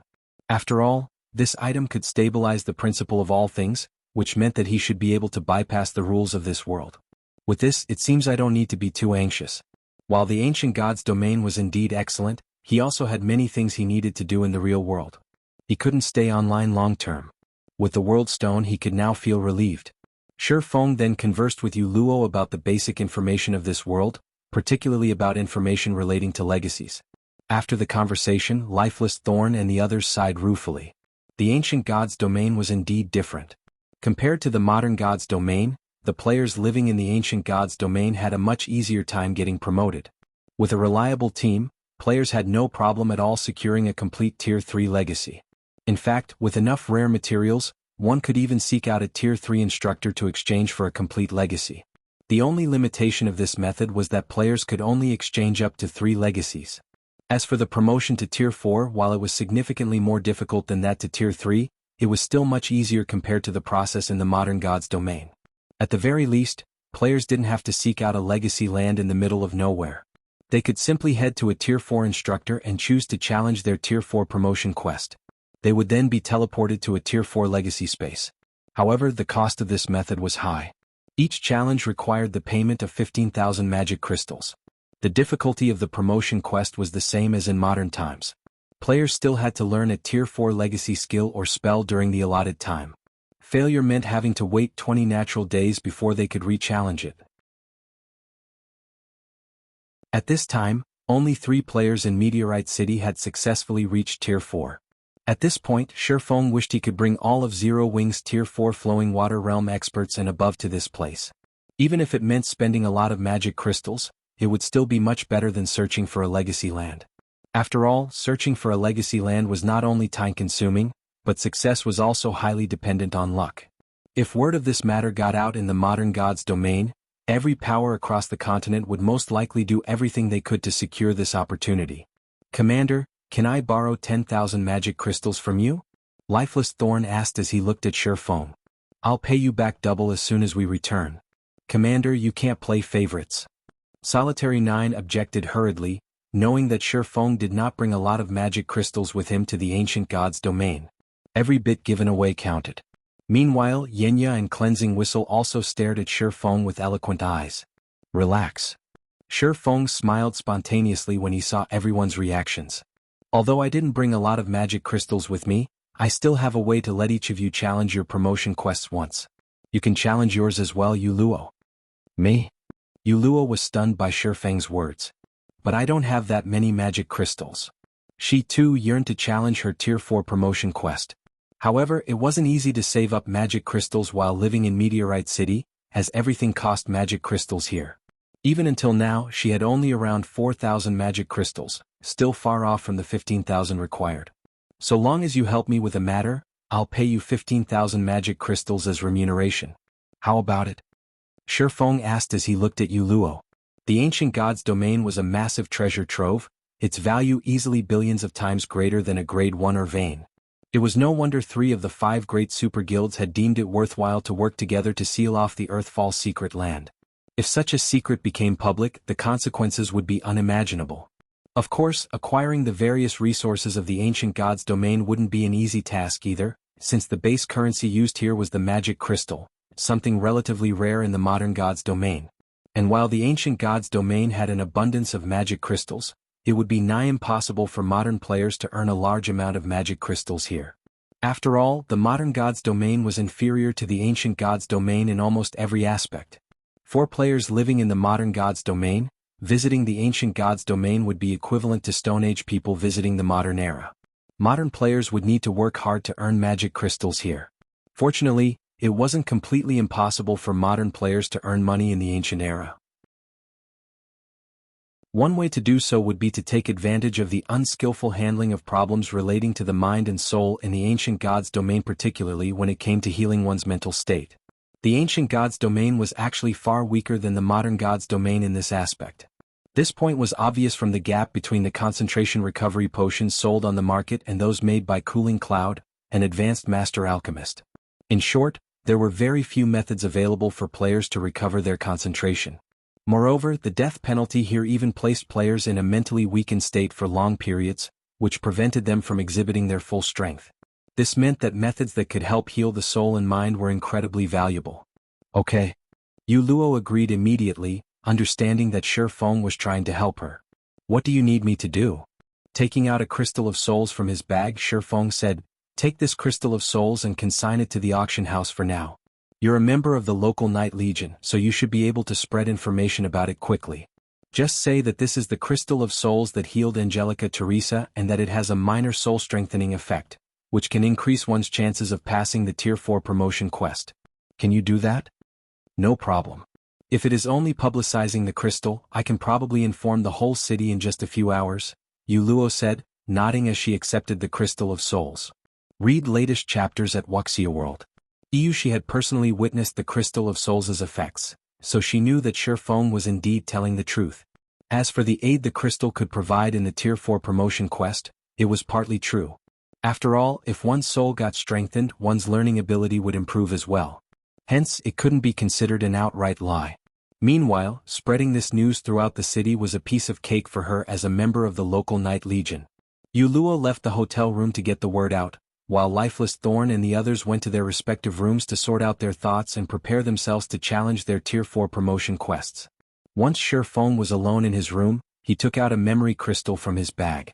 This crystal was none other than the complete legacy guidance crystal he had obtained from killing Tadelia. The effects of this room sure are excellent. My perception is strengthened by a further 30% compared to the outside world. Now that I have some time to myself, I can give it a try. Immediately afterward, Shi Feng took out 100 magic crystals and activated the legacy guidance crystal. Chapter 2772, Breakthrough inside the quiet and spacious living room.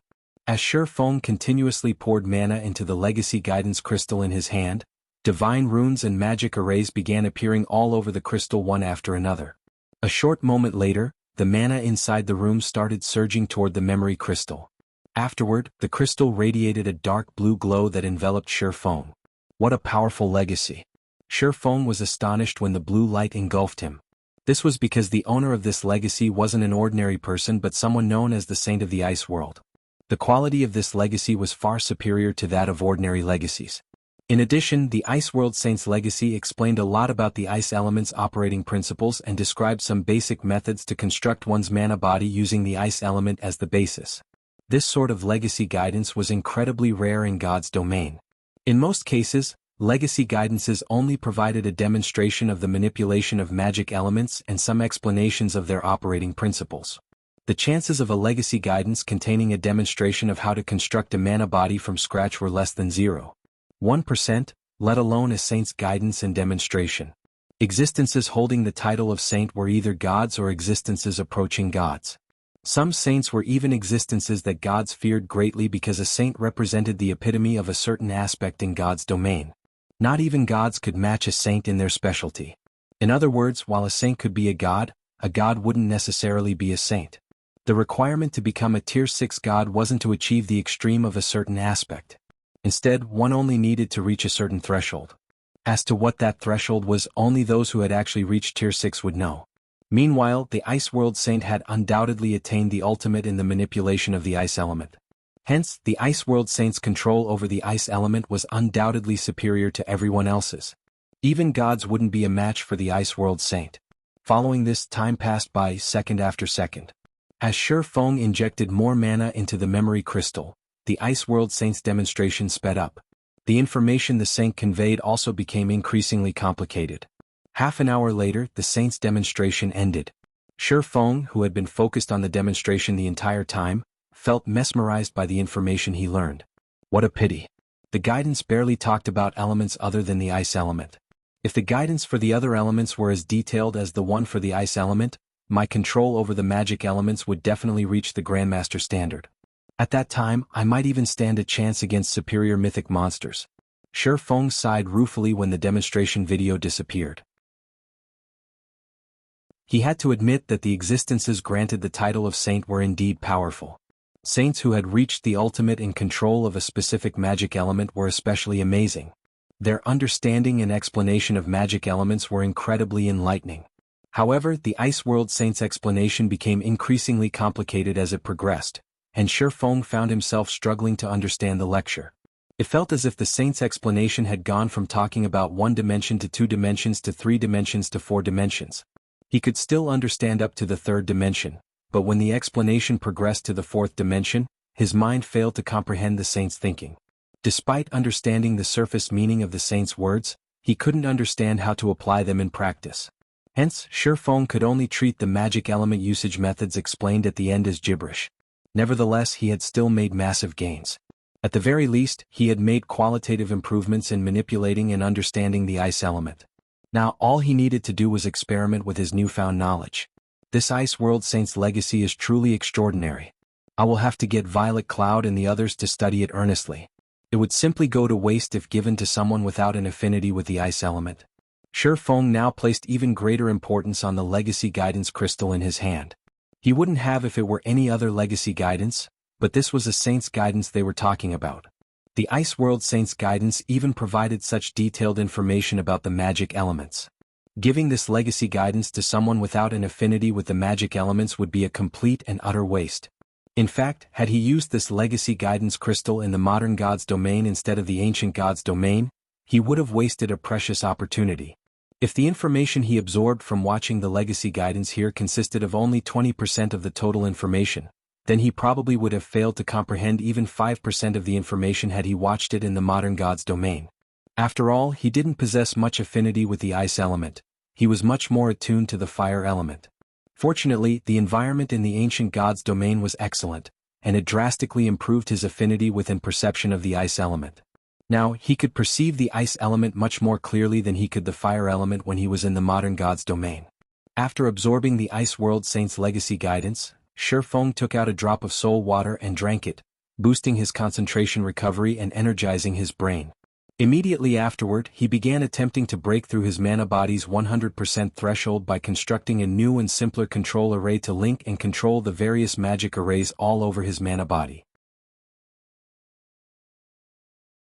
Previously, I insisted on using only one mana manipulation method to control the magic arrays of my body.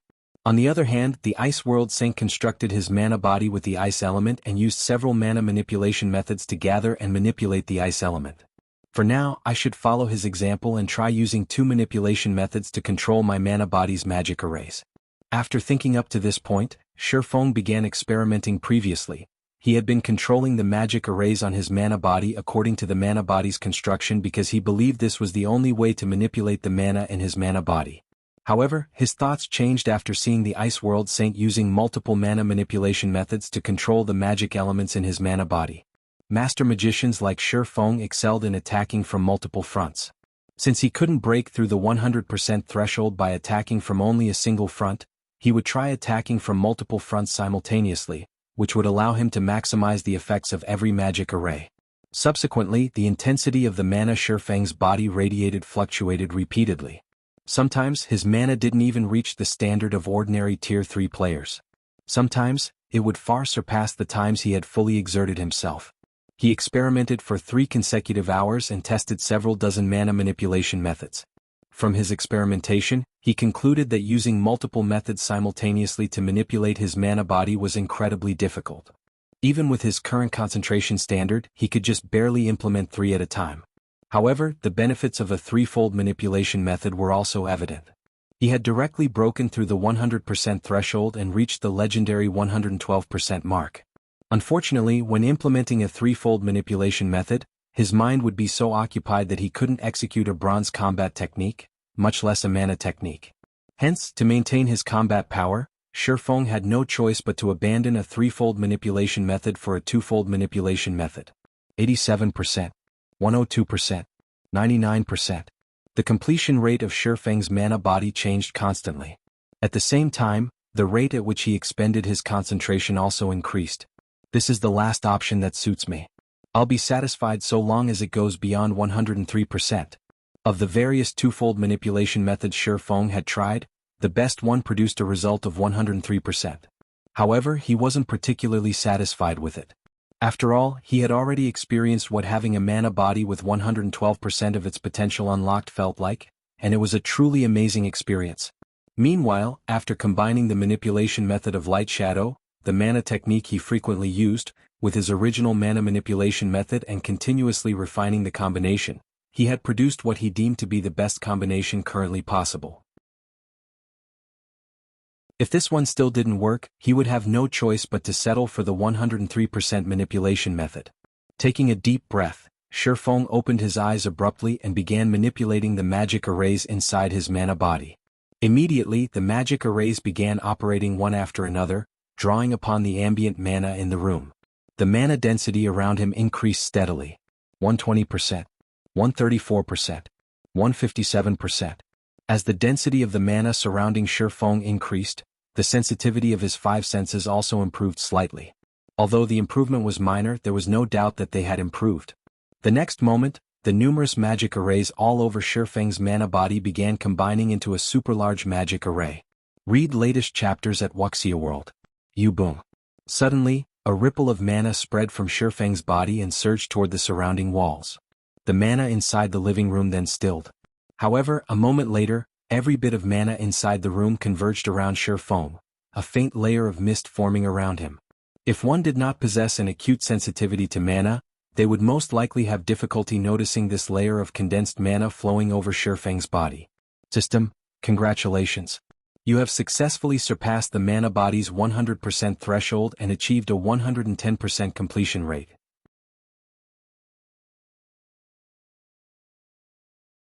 Chapter 2773, Mana Beyond the Limit. Upon hearing the system's voice ringing by his ears, Shifeng revealed a rare expression of joy. A 110% completion rate. Sure enough, integrating the mana manipulation method of mana techniques is the way to go.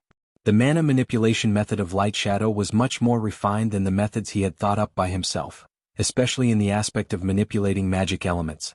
His own manipulation methods utilized only the 4 major elements, while light shadow utilized both the 4 major elements and the 7 supreme elements. Due to this difference, he had managed to unlock his mana body's potential to 110% with just a twofold manipulation method. And although there was only a 7% difference between this twofold manipulation method and his previous best method, past the 100% threshold, every 1% increase provided significant improvements to the mana body. The difference between a 103% mana body and 110% mana body was like the difference between heaven and earth. Subsequently, Shifeng punched at the empty space before him. Boom. All of a sudden, the living room's stable space shattered, spatial cracks forming one after another. Only after extending to the living room's wall and coming into contact with the magic barrier there did this phenomenon stop. What an amazing result. Shifeng was astonished as he looked at the fractured space before him. His mana body had truly undergone a qualitative transformation after reaching a 110% completion rate. Now, even his normal punches carried a hint of a mana technique's power. Moreover, he didn't even need to manipulate his mana actively to gain such an effect. Afterward, Shifeng closed his eyes and felt his surroundings. Even with his eyes closed, he could still perceive the entire room within his mind. Not even a speck of dust escaped his perception. Not only has my physique improved by at least 30%, but even my 5 senses have risen to the next level. In my present state, my perception is just slightly inferior to a demon prince's. Shifeng opened his eyes, an ecstatic look appearing on his face. Although he still wasn't Ferbero's equal in terms of physique and 5 senses, he was much closer to matching the demon prince than before. This was undoubtedly joyous news for him. Originally, he felt that a Tier 4 player needed a legendary weapon to contend with a Tier 4 demon prince. After all, the difference in physique between the two was massive. However, Shifeng now felt that it might just be possible for players to gain the astonishing physique of a demon prince while still at Tier 4. After all, his current mana body was only at a 110% completion rate, yet he was already close to matching a demon prince's physique. If he could push his mana body to the rumored 120% completion rate, his physique then might match that of a demon prince. Sure Feng was relatively confident of pushing his mana body to a 120% completion rate. After all, he had already proven that utilizing multiple manipulation methods to control his mana body was the way to go. At the very least, he wouldn't be utterly clueless about how to develop his mana body, unlike before. All he needed to do was figure out how to improve on this aspect.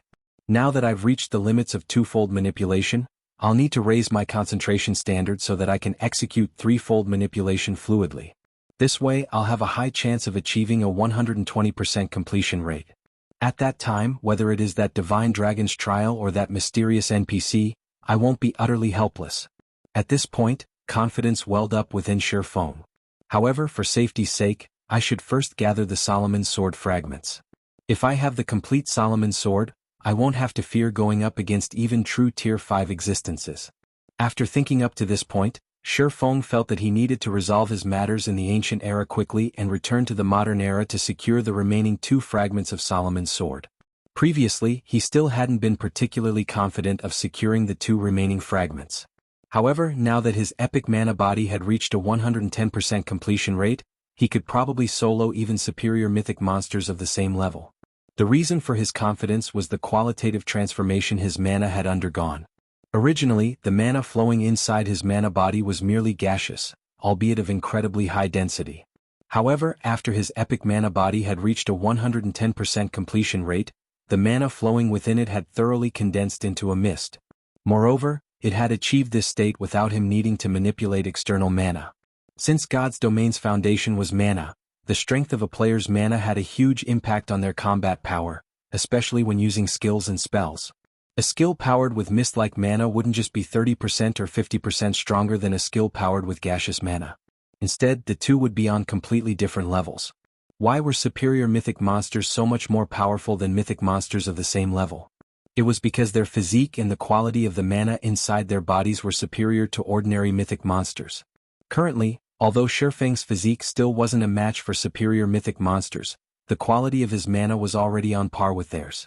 That, combined with the weapons and equipment he possessed, made it entirely possible for him to offset the difference and fight against superior mythic monsters on an equal footing. As Sure Feng was immersing himself in the effects of his improved mana, Yu Luo suddenly contacted him. Guild leader Black Flame, information on the Crystal of Souls has already spread across Meteorite City. Many player forces and even NPC forces have expressed interest in the crystal. All of them are requesting to purchase it at a high price, Yu Luo said excitedly. The Skyflare adventurer team, one of the top 3 player forces in the city, contacted me, saying they are willing to purchase the crystal for 150,000 magic crystals.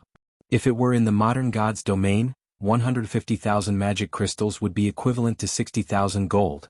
That was already enough money to arm a 100-man team to the teeth. In Meteorite City, 150,000 magic crystals could still fully gear a player in level 150 epic equipment. That won't be necessary. Since we said we would auction it, we will do just that. If they wish to buy it, they can buy it through the auction, Sure Feng said, shaking his head.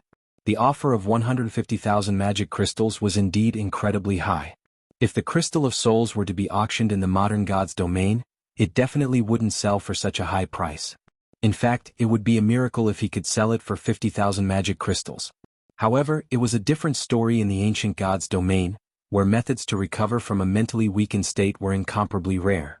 In fact, the streets of Meteorite City were littered with players in mentally weakened states. All of these players could only rely on the city's dense mana to slowly recover. After players fell into a mentally weakened state, a full recovery would take a very long time, even with the help of dense mana. If these players were willing to stay cooped up in Meteorite City without leaving to grind even once, they would still need around 2 weeks to recover. Yet, it was simply impossible for expert players to stay inactive for such a long period. A period of 2 weeks was already enough to create a huge gap between expert players. In fact, even dying twice wouldn't cost as much as remaining inactive for 2 weeks. Hence, an excellent recovery item like the Crystal of Souls was considerably precious to the ancient God's domain's players and NPCs. Meanwhile, his purpose in holding the auction this time was simply to find out the market price for the Crystal of Souls. Only after doing so could he maximize his profits. After all, he didn't have a lot of crystals of souls on hand since he didn't kill a lot of monsters that were 5 levels higher than himself and at the Great Lord rank or above. Not to mention he would also use some of the crystals normally. As a result, he only had 43 crystals of souls saved up. On the other hand, he had plenty of soul water. At this time, he already had 2,764 drops accumulated. This was the fruit of long-term accumulation. Although he had given out a lot of soul water to the guild members using the bronze and silver legacy tablets, he still had a lot remaining. However, the soul water's effects were significantly inferior to those of the crystal of souls. If the crystal of souls couldn't sell for a high price, then the soul water naturally wouldn't sell for much either. But now that Skyflare is also competing for the crystal of soul, both player and NPC forces will most likely step aside out of respect for Skyflare. After all, aside from Skyflare's commander, one of Skyflare's vice commanders is rumored to have also reached Tier 4 already, Yuluo explained. She naturally understood Shifeng's thoughts. Read latest chapters at Wuxia World.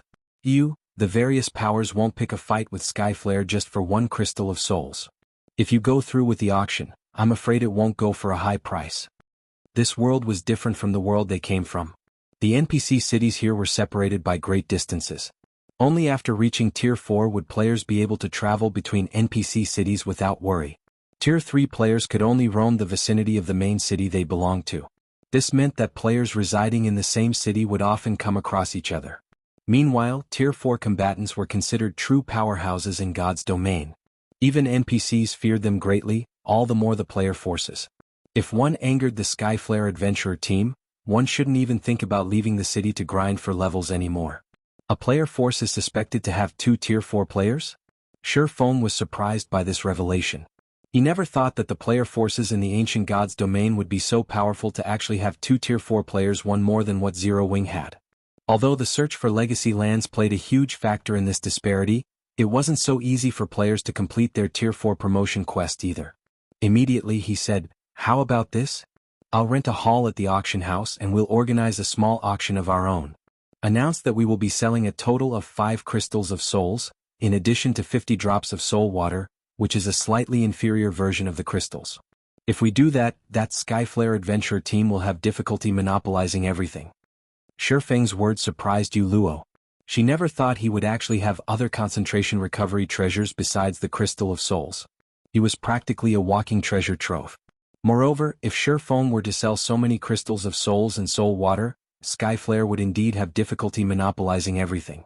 There was no way the various powers in the city would step aside in the face of such numbers.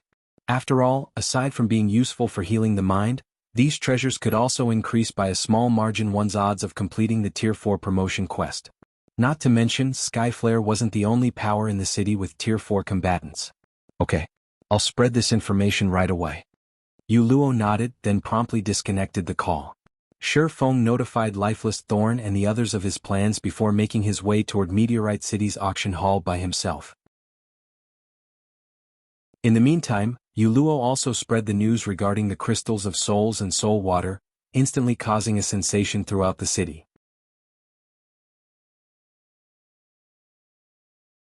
Chapter 2774, Ancient Legacy Inheritor Meteorite City, Skyflare Hotel. The Skyflare adventurer team was one of the top 3 powers of Meteorite City, and the Skyflare hotel it owned was one of the city's landmarks. Not only did the hotel boast 19 floors, but it even occupied the largest plot of land in the city's business district, with roughly the footprint of a sports stadium. The Skyflare Hotel also had the best resting environment in Meteorite City. Due to its relatively reasonable prices, it had become the first choice of many players and NPCs for lodging. The hotel was so popular that it ranked within the top 10 most profitable businesses of Meteorite City. At this time, a level 131 female assassin clad in pitch-black epic equipment walked into the Skyflare Hotel's top-floor lounge. She then stopped before an imposing man sorting documents behind an office table.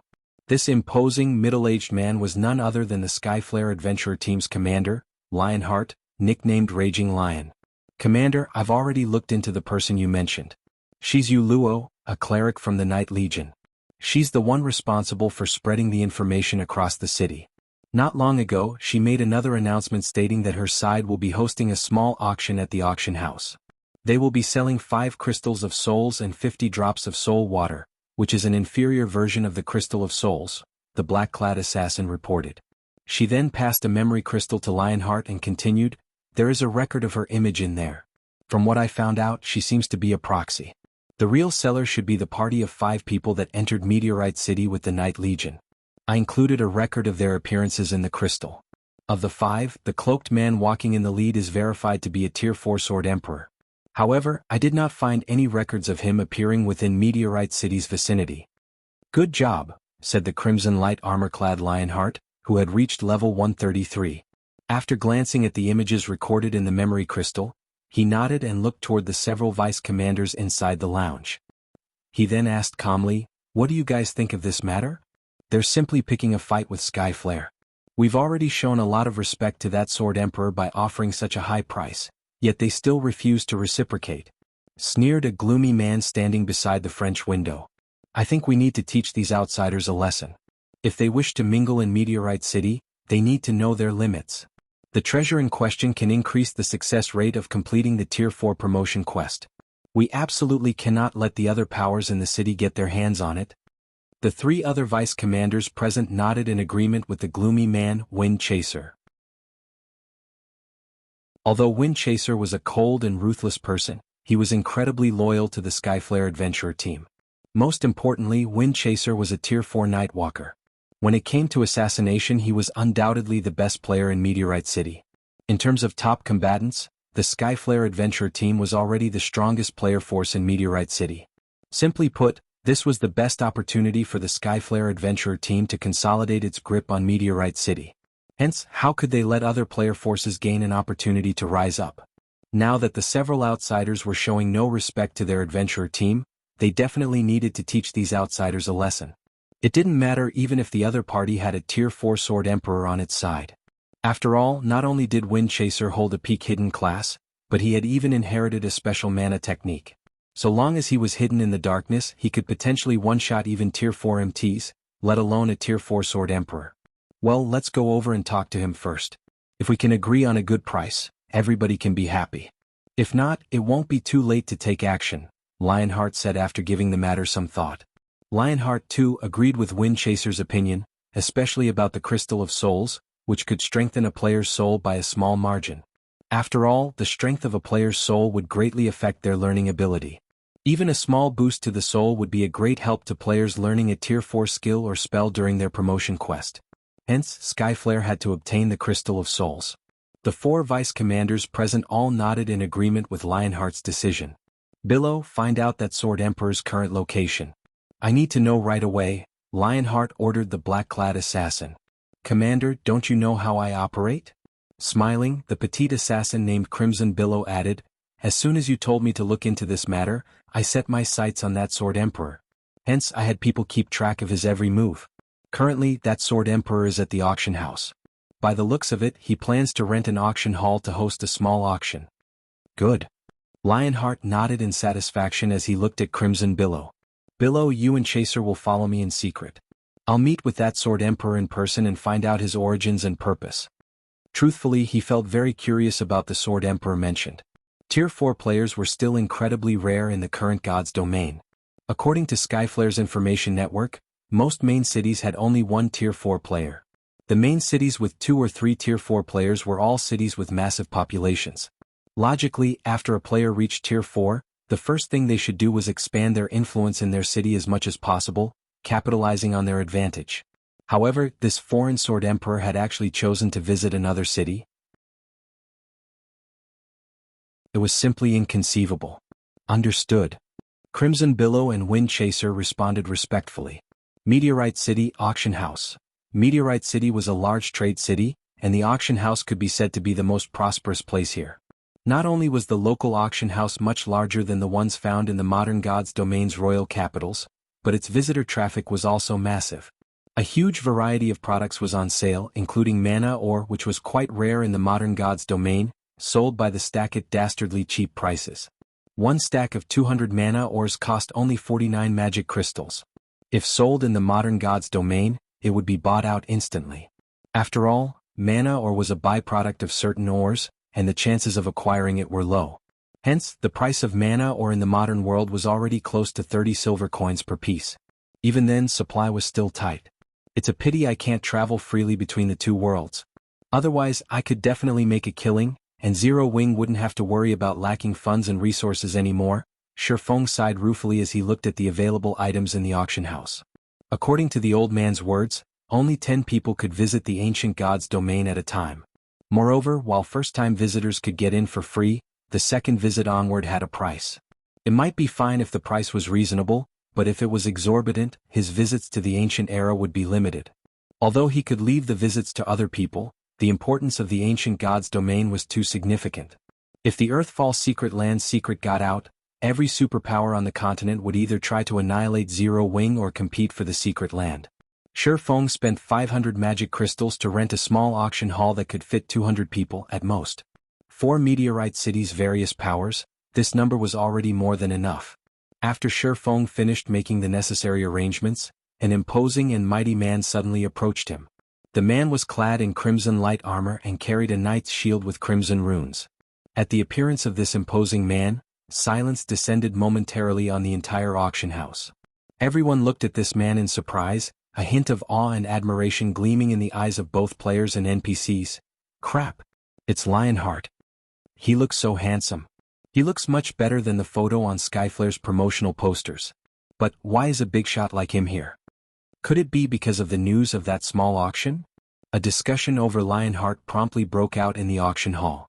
Everyone couldn't help wondering why a VIP like Lionheart would personally visit the auction house. Skyflare's commander? He actually came in person? Yu Luo, who had just arrived in the auction house, gaped in shock and doubted her eyes when she saw Lionheart enter the building. Lionheart was an amazing individual. Despite having started with nothing in this ruthless world, the adventurer team he established had grown to the point where it managed to defeat several large guilds and become one of the top 3 powers in Meteorite City. In terms of achievements, the Skyflare adventurer team easily eclipsed the Heaven's Blade adventurer team. On the interstellar continent, living resources were incredibly scarce. Ordinary civilians couldn't hope to compare with large guilds in terms of the resources they could acquire. This was because large guilds generally had high-level authorities as backers. These authorities boasted resources and influence far greater than those of the large guilds on Earth. Just one word from these high-level authorities would be enough to allow a civilian who could barely feed themselves to move to the interstellar continent's core area. In the core area, one would be able to not only eat like a king but also enjoy recreational activities in the real world and appreciate the beauty of the vast universe. Just this point alone allowed large guilds to walk over civilian players with no background. Meanwhile, Lionheart was only a civilian on the interstellar continent. His development of Skyflare to such an extent was a remarkable feat. He was practically a legend among the civilians there. If he were in the modern god's domain, he would definitely become a noteworthy existence known throughout the mainland. The next moment, Lionheart stopped before Shifeng. Immediately, everyone in the auction house focused on Shifeng curiously, the stares making him feel very uncomfortable. "You're the person selling the crystals of souls, right?" Looking at Shifeng, Lionheart went straight to the point, saying, "I am Lionheart, the Skyflare adventurer team's commander. You should have heard of me already." "Of course I've heard of you. In fact, I've heard a lot about you." Shifeng did not deny Lionheart's statement. Calmly he asked, "May I know what business you have with me?" Read latest chapters at Wuxia World. Shifeng had gained plenty of information regarding Lionheart. The man was undoubtedly a powerhouse. Not only did he reach the domain realm, but he had even set foot onto the second step, the upper domain realm. The amount of time he had spent immersed in virtual reality games was much greater than that of the modern God's Domain's players. Rumor had it that Lionheart's control over mana had already reached the advanced Master Magician standard and that he was only half a step away from becoming a Grandmaster. In addition, Lionheart also possessed an ancient hidden class called the Blood Knight, which gave him the strongest defense among players. At this point he was a complete monster when it came to defense. His terrifying defense was why the Skyflare adventurer team had managed to conquer plenty of powerful bosses. The adventurer team had even killed quite a few level 120 superior mythic bosses. Hence, Lionheart was also known as Meteorite's Wall by Meteorite City's players. "This isn't a place to talk. Why don't we find a place to sit down and have a proper conversation?" Lionheart suggested as he scrutinized Shifeng. When he saw Shifeng's special state, he was surprised and confused. However, he quickly set aside his surprise and treated Shi Feng with the respect due a foreign Tier 4 expert. Sure. Shi Feng nodded. He then turned to the empty space a short distance behind Lionheart and asked, "Are those two coming along too?"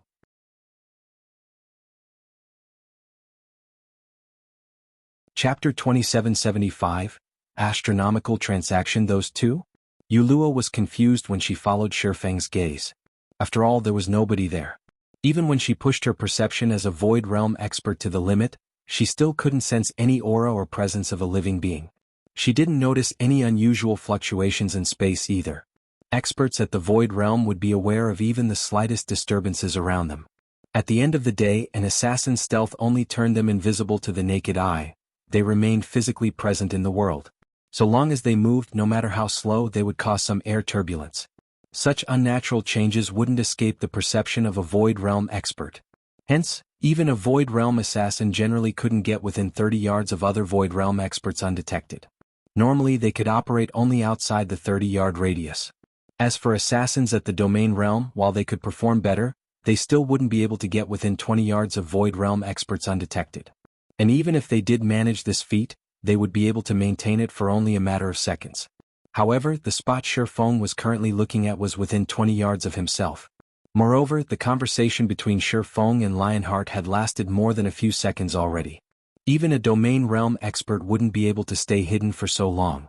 Upon hearing Shi Feng's words, Lionheart was slightly surprised. Simultaneously, a hint of alertness and admiration appeared in his eyes. Amazing. As expected of a Tier 4 expert capable of moving between main cities. Part of the reason Lionheart had brought Wind Chaser and Crimson Billow with him this time was to test Shi Feng's strength. Crimson Billow was ranked second in Skyflare in terms of stealth. Utilizing her advantages as a Domain Realm expert, she had created a unique concealment technique that allowed her to maintain a high degree of stealth despite being in motion. Meanwhile, after combining this technique with a potion that hid one's life aura, let alone Tier 3 Domain Realm experts, even Tier 4 Domain Realm experts wouldn't detect her even when she was within 20 yards of them. Of course, Tier 4 Domain Realm experts would definitely detect her once she got within 16 yards of them. Even so, being able to conceal herself to such an extent was already more than enough for her to rank at the top of Meteorite City and instill fear into Tier 4 experts. Wind Chaser was even more powerful. After reaching Tier 4, his stealth skill was no longer limited to just turning his physical body invisible and concealing his life aura. Instead, the skill would place his body in a shadow space. No matter what he did inside this space, it wouldn't affect the outside world. Naturally, others wouldn't be able to detect his movements while he was inside this shadow space. In fact, despite knowing about Wind Chaser's ability, Lionheart hadn't realized that Wind Chaser was already standing within 20 yards of him. Nevertheless, Shi Feng had stated that there were two people behind Lionheart. This meant that he had detected both Crimson Billow and Wind Chaser. "Chaser, Billow, you two can show yourselves now," Lionheart said, smiling as he looked at the empty space Shi Feng indicated. "No need to hide anymore." As soon as Lionheart finished speaking, two figures gradually appeared in that empty space. They were none other than Wind Chaser and Crimson Billow. The two assassins were looking at Shi Feng with eyes brimming with surprise and confusion. "Commander, did I show some irregularities just now?" Crimson Billow quietly asked Lionheart through the team chat. Afraid that she would get detected, she had deliberately maintained a 21-yard distance between herself and Shi Feng. After all, she hardly knew anything about Shi Feng, apart from the fact that he was a Tier 4 expert, and she didn't wish to ruin Lionheart's attempt at probing Shi Feng's strength. Yet, despite the 21-yard distance, he still detected her. Excluding Lionheart, this was the first time a Tier 4 individual perceived her from beyond 20 yards. "You didn't? It's just that this person is much stronger than we thought," Lionheart responded, shaking his head. "Don't act rashly against him afterward." Shi Feng had discovered not only Crimson Billow but also Wind Chaser. While defeating a Tier 4 expert like Shi Feng would be simple for the current Skyflare, killing him would be incredibly difficult. Unless absolutely necessary, they had best not offend this Sword Emperor. In response, both Crimson Billow and Wind Chaser nodded silently. The trio had conversed for only 2 or 3 seconds, so outsiders did not find anything wrong with the situation. They merely saw Wind Chaser and Crimson Billow approaching Lionheart slowly after making their appearance. When Yuluo, who stood beside Shi Feng, saw the two assassins walking over, her eyes widened in shock. "There really are two people. Despite the two assassins being so close to her, she actually failed to notice either of them. This overturned her understanding of the assassin class. Meanwhile, when Shifeng saw the two assassins, a hint of wariness also appeared in his eyes. The two assassins were astonishingly strong. This was especially true for Wind Chaser. If not for the recent breakthrough Shifeng achieved with his mana body, which granted him a physique and perception far superior to ordinary Tier 4 individuals, he would have most likely failed to notice Wind Chaser's presence. If Wind Chaser really were intent on targeting a specific player, it would be a nightmare for the said player. After all, the Tier 4 assassin was capable of suddenly appearing within 20 yards of his target without giving off any indications, a distance that any Tier 4 combatant could cross in the blink of an eye. If Shifeng was not careful, even he might end up falling prey to Wind Chaser's ambush. Let's head to a reception room to continue our conversation, Lionheart suggested to Shifeng. Sure. Shifeng did not object to the proposal. His original goal in coming to the ancient god's domain was to acquire a large amount of resources. Meanwhile, the best way to do so was by partnering with a local tyrant. He could gather resources much faster this way than if he did it by himself. In fact, he could even gain access to items that normally wouldn't appear on the market. Lionheart's taking the initiative to seek him out was naturally good news for Shifeng. Lionheart led Shifeng and Yu Luo to the top-floor reception room he had reserved beforehand. Commander Lionheart. After taking his seat, Shifeng went straight to the point, saying, "Please just say what you have to say. There is no need for us to waste both our time by playing around with words." "You really are a straightforward person, Brother Black Flame." Lionheart smiled at Shifeng's words. "I was thinking the same thing. In that case, I'll be blunt with you. Skyflare wishes to purchase all of the crystals of souls and soul water you are selling." "It seems you are very ambitious, Commander Lionheart. You actually plan to monopolize Meteorite City?" Shifeng didn't feel particularly surprised at Lionheart's declaration. Calmly he said, "Of course we can go with such an arrangement as well. Only, I have quite a number of these items and I'm afraid your adventurer team can't swallow them all." As soon as Shifeng finished speaking, Wind Chaser, who stood behind Lionheart, laughed. "What a joke. There is nothing in Meteorite City that our adventurer team cannot swallow." Looking at Shifeng, Wind Chaser sneered, "Of course that is under the premise that your price is fair." At Wind Chaser's provocation, Shifeng simply shook his head and smiled. "Truthfully, even at 150,000 magic crystals per crystal of souls, you won't be able to afford everything. Not to mention there is still the soul water." He had a total of 43 crystals of souls.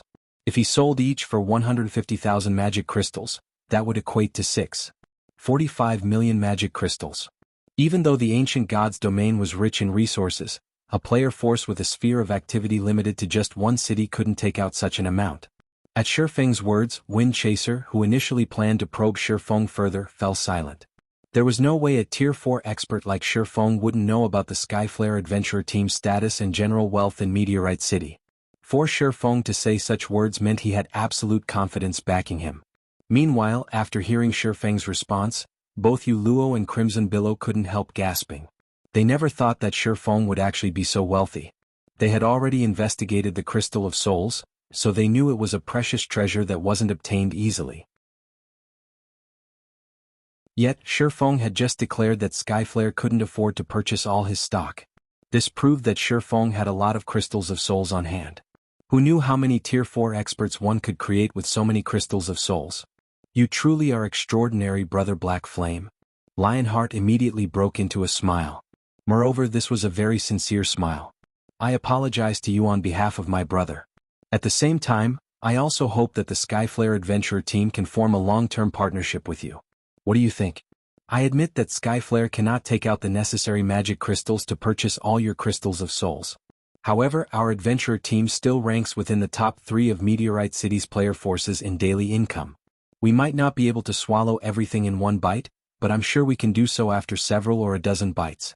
Furthermore, I can assure you that not only will we purchase each crystal of souls for 200,000 magic crystals, but we will also ensure a weekly transaction of 3 million magic crystals at a minimum. May I know what you think of this, Brother Black Flame?" Yu Luo gaped in shock at Lionheart's words despite herself. She never imagined that the Skyflare adventurer team had such astonishing wealth. Even the superpowers in the modern god's domain were far from comparable to Skyflare in magic crystal acquisition. Moreover, Lionheart even raised the price of the Crystal of Souls to 200,000 magic crystals. Skyflare was probably the only power in Meteorite City capable of offering such a price. After all, a piece of fragmented legendary equipment cost only around 500,000 magic crystals, while fragmented legendary weapons cost around 1 million magic crystals. Lionheart's promise of a weekly transaction of 3 million magic crystals meant Skyflare was trading away 3 fragmented legendary weapons every week. Commander? At this time, even Windchaser was stunned by Lionheart's offer. The Skyflare adventurer team operated only in Meteorite City's vicinity, and there were only so many resources available in the area. If Skyflare really pushed through with this transaction, the adventurer team would have to tighten its belt and strictly limit its future expenditures. Read latest chapters at Wuxia World. You okay? I can agree to those conditions, Shifeng said, nodding. After giving the matter some thought, he felt that this price was probably the best he could get for the Crystals of Souls. Even if he could get a higher price at an auction, it wouldn't be much higher. However, before this, I wish to test you, Commander Lionheart. We can verify our transaction depending on your performance. What do you think? Test our commander? Shifeng's words infuriated Windchaser. Crimson Billow's complexion also darkened, a hint of hostility appearing in her eyes as she looked at Shifeng. Even super guilds would not dare say that they wished to test their commander's qualifications for cooperation, yet a person of unknown origin actually did so. Shifeng was utterly looking down on the Skyflare adventurer team. However, before Windchaser or Crimson Billow could say anything else, Lionheart extended a hand to stop them.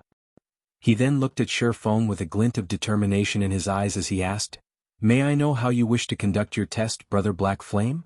"Simple. So long as you survive a hit from me, you'll pass," Shifeng said decisively.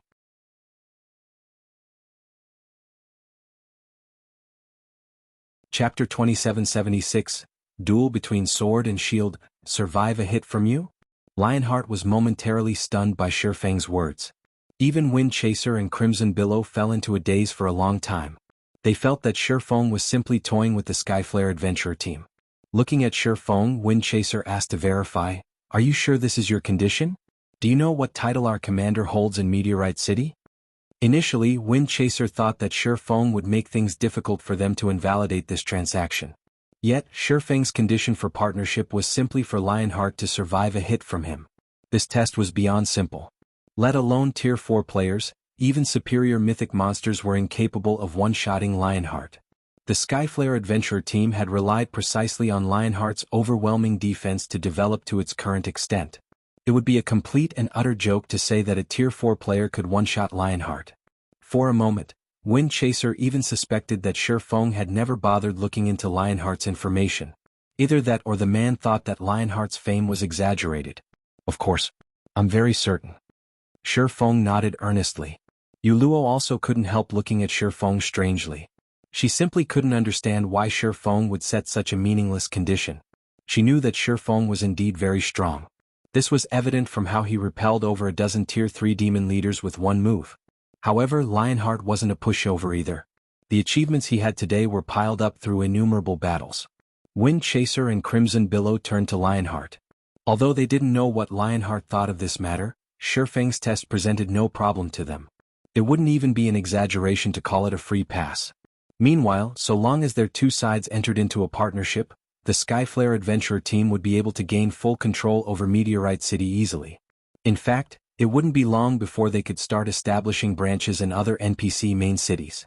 And even if the player forces of the other cities opposed Skyflare's intrusion, they would have difficulty doing so. After all, what truly mattered in a fight between powers were Tier 4 combatants. Although the saying one Tier 4 player could easily go up against a countless number of Tier 3 players was indeed exaggerated, it was still a fact that Tier 4 players could do many things that Tier 3 players couldn't. This was the difference between tiers and life ratings. "No problem. I agree to your condition," Lionheart said. After giving the matter some thought, he couldn't find any problems with Shifeng's condition. However, are we going to hold the test here?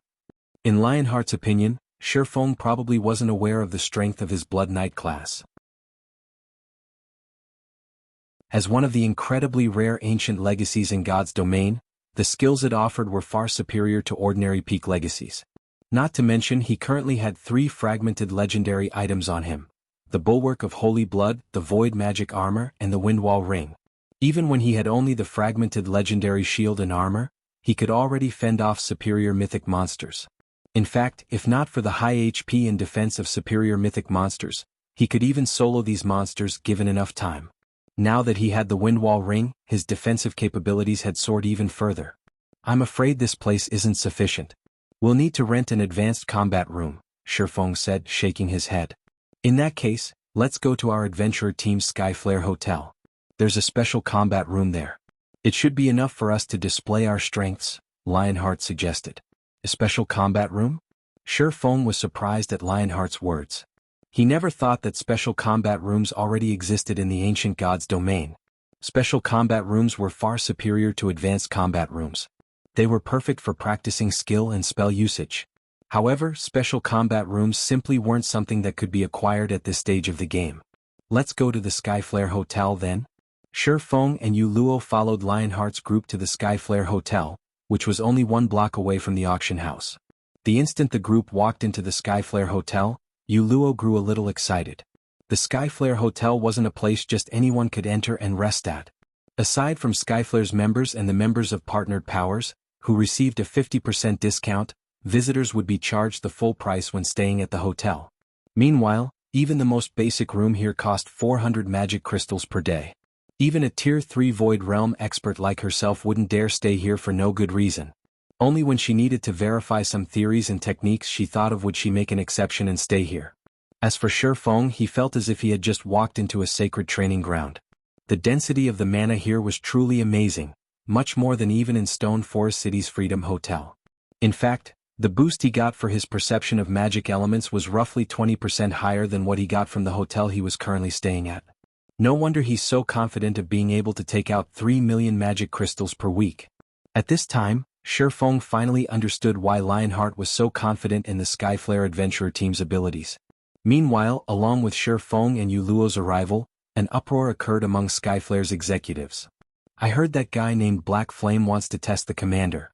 What? That guy must be crazy. He thinks the commander is someone he can test? Even if the commander just stands there and does nothing, he won't be able to injure the commander in the slightest. It's not a standard PvP though. He only wants the commander to take a hit from him. It seems this person is trying to show his strength to our adventurer team. He must be worried that he can't beat the commander, so he came up with that kind of condition. At that time, even if he fails to injure the commander, he could still salvage his reputation somewhat. When Skyflare's several dozen executives looked at Shifeng, who had already entered the special combat room, they promptly conducted hushed discussions among themselves. They all felt that Shifeng was pulling such a stunt because he wished to gain respect yet was also worried about making a fool of himself. However, in their opinion, Shifeng's actions were pointless. After all, when Lionheart dueled against other players, he almost never used his full strength to achieve victory. Even Wind Chaser, who had reached Tier 4 as well, had been almost helpless against Meteorite's wall. And although Wind Chaser had eventually emerged victorious in his duel against Lionheart, he had done so by dragging out the fight and chipping away at Lionheart's HP. Not to mention, this was in a situation where Lionheart had not gone all out. Otherwise, even Wind Chaser shouldn't think of harming Lionheart in the slightest. Shortly afterward, all of Skyflare's executives packed the special combat room's spectator stands. Some executives had even abandoned their quests to spectate this duel. Lionheart had never fought in a duel since Wind Chaser had gotten promoted to Tier 4. During this period, Lionheart had improved significantly. Not only did he gain a new Tier 4 legacy skill, but he had also obtained the fragmented legendary ranked Windwall Ring, a defense-oriented ring. At this point, it wasn't an exaggeration to say that their commander's strength had already surpassed their imagination. While Skyflare's executives were eagerly waiting for the duel to begin, Shifeng and Lionheart were standing in the middle of the room's spacious battlefield. At this point, both fighters had already adjusted their conditions and were ready to take action at any time. I'm ready. You can make your move whenever you want, Lionheart said as he raised his shield and longsword. From the crimson runes decorating the shield and longsword, it was evident the two were a set. Only, the mana gathered around the weapon was slightly inferior in quality compared to what was around the bulwark of the Holy Blood. At this time, Lionheart stopped concealing his statistics. Immediately his HP of 16.6 million appeared for everyone to see, flaunting the high HP of a Tier 4 defensive class. It was evident that Lionheart planned to let Shifeng see his own strength. He has 6 million HP. How is this possible? Yu Luo gasped reflexively when she saw Lionheart's HP. As a defensive class player, Lionheart already possessed incredibly high defense to begin with. Combined with his various defensive skills and HP, he was practically a boss monster. Yu Luo even doubted that Shifeng could one-shot Lionheart even if the latter did not defend himself. In fact, it would already be a miracle if Shifeng could remove 1/3 of Lionheart's HP in one hit. Amazing. Level 130 Tier 3 defensive classes usually have only 9 million HP on average, yet you have almost twice that, Shifeng said in admiration. It's nothing. It's only because of my unique legacy.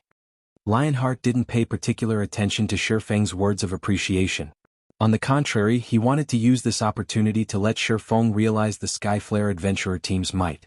After all, Skyflare had already lost once to Shifeng before. He needed to reclaim this loss and level the playing field. Since you're ready, I'll begin. Shifeng naturally understood what was going through Lionheart's mind. Unfortunately, Lionheart simply wasn't aware of Shifeng's aim. Come. Lionheart readied his shield, a serious expression appearing on his face. Immediately afterward, not only did Lionheart's aura skyrocket in intensity, but a faint, blood-red barrier had also appeared around his body. Crap. The commander is getting serious. He's actually going all out and fully exerting his mana body right off the bat. One of Skyflare's vice commanders, a robust, level 132 shield warrior, said in astonishment. Blood armor. This was the Tier 4 legacy skill Lionheart obtained after achieving a 100% completion rate with his mana body. Although the magic barrier appeared flimsy, it could absorb up to 5 million damage. Moreover, the barrier would replenish itself once every 40 seconds. In other words, if one failed to cause over 5 million damage to Lionheart within 40 seconds, one had no chance of slaying him. Had Lionheart used this move during his duel with Windchaser back then, Windchaser wouldn't have been able to harm him at all. However, before Skyflare's members were done admiring their commander's Tier 4 passive skill, they saw Shifeng unsheath the abyssal blade. Immediately afterward, everyone clearly sensed the mana in the room trembling and freezing momentarily. Before anyone could react to the unexpected development, Shifeng raised the abyssal blade with both hands and looked at Lionheart.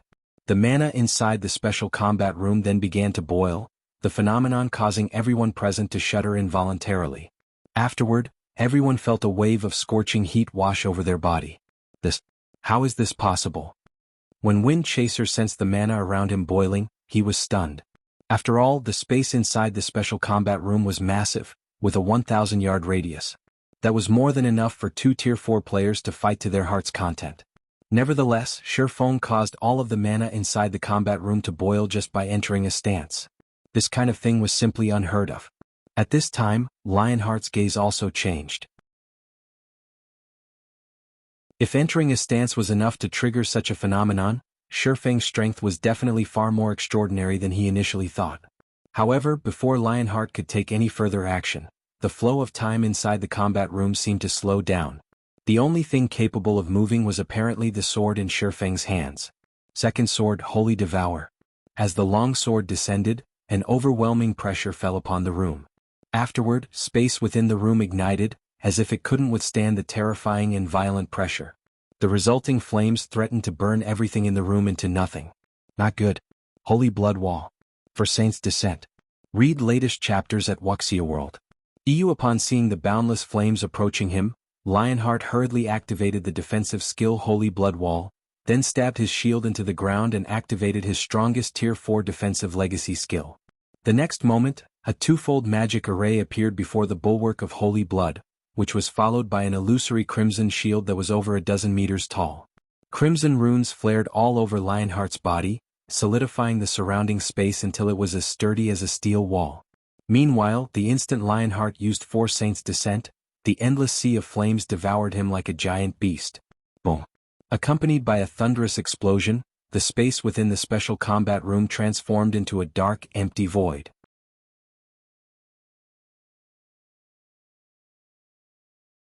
Chapter 2777, Shocking Skyflare. A dark void enveloped the battlefield. Let alone Tier 3 players, even Tier 4 players couldn't survive in this space. Meanwhile, when Skyflare's executives, seated in the spectator stands, saw this scene, they were dumbfounded. How can one slash carry such destructive power? Even those Tier 4 NPCs aren't capable of exhibiting such power. Is he really just a Tier 4 player? He has such terrifying strength, yet we actually failed to find any information on him. Just who is he? After a moment of silence, Skyflare's executives began a heated discussion among themselves as they goggled at the battlefield's shattered space. At this time they no longer underestimated Shifeng in the slightest. Now only shock and fear filled their hearts. With such terrifying combat power, Shifeng was no longer an opponent vulnerable to Zerg tactics. Only powerful Tier 4 NPCs could match him. He was actually so strong. Tsu Luo's eyes were also wide with disbelief as she looked at the shattered space. Even Angelica Teresa's strongest attack would fall short of Shifeng's from what she could tell.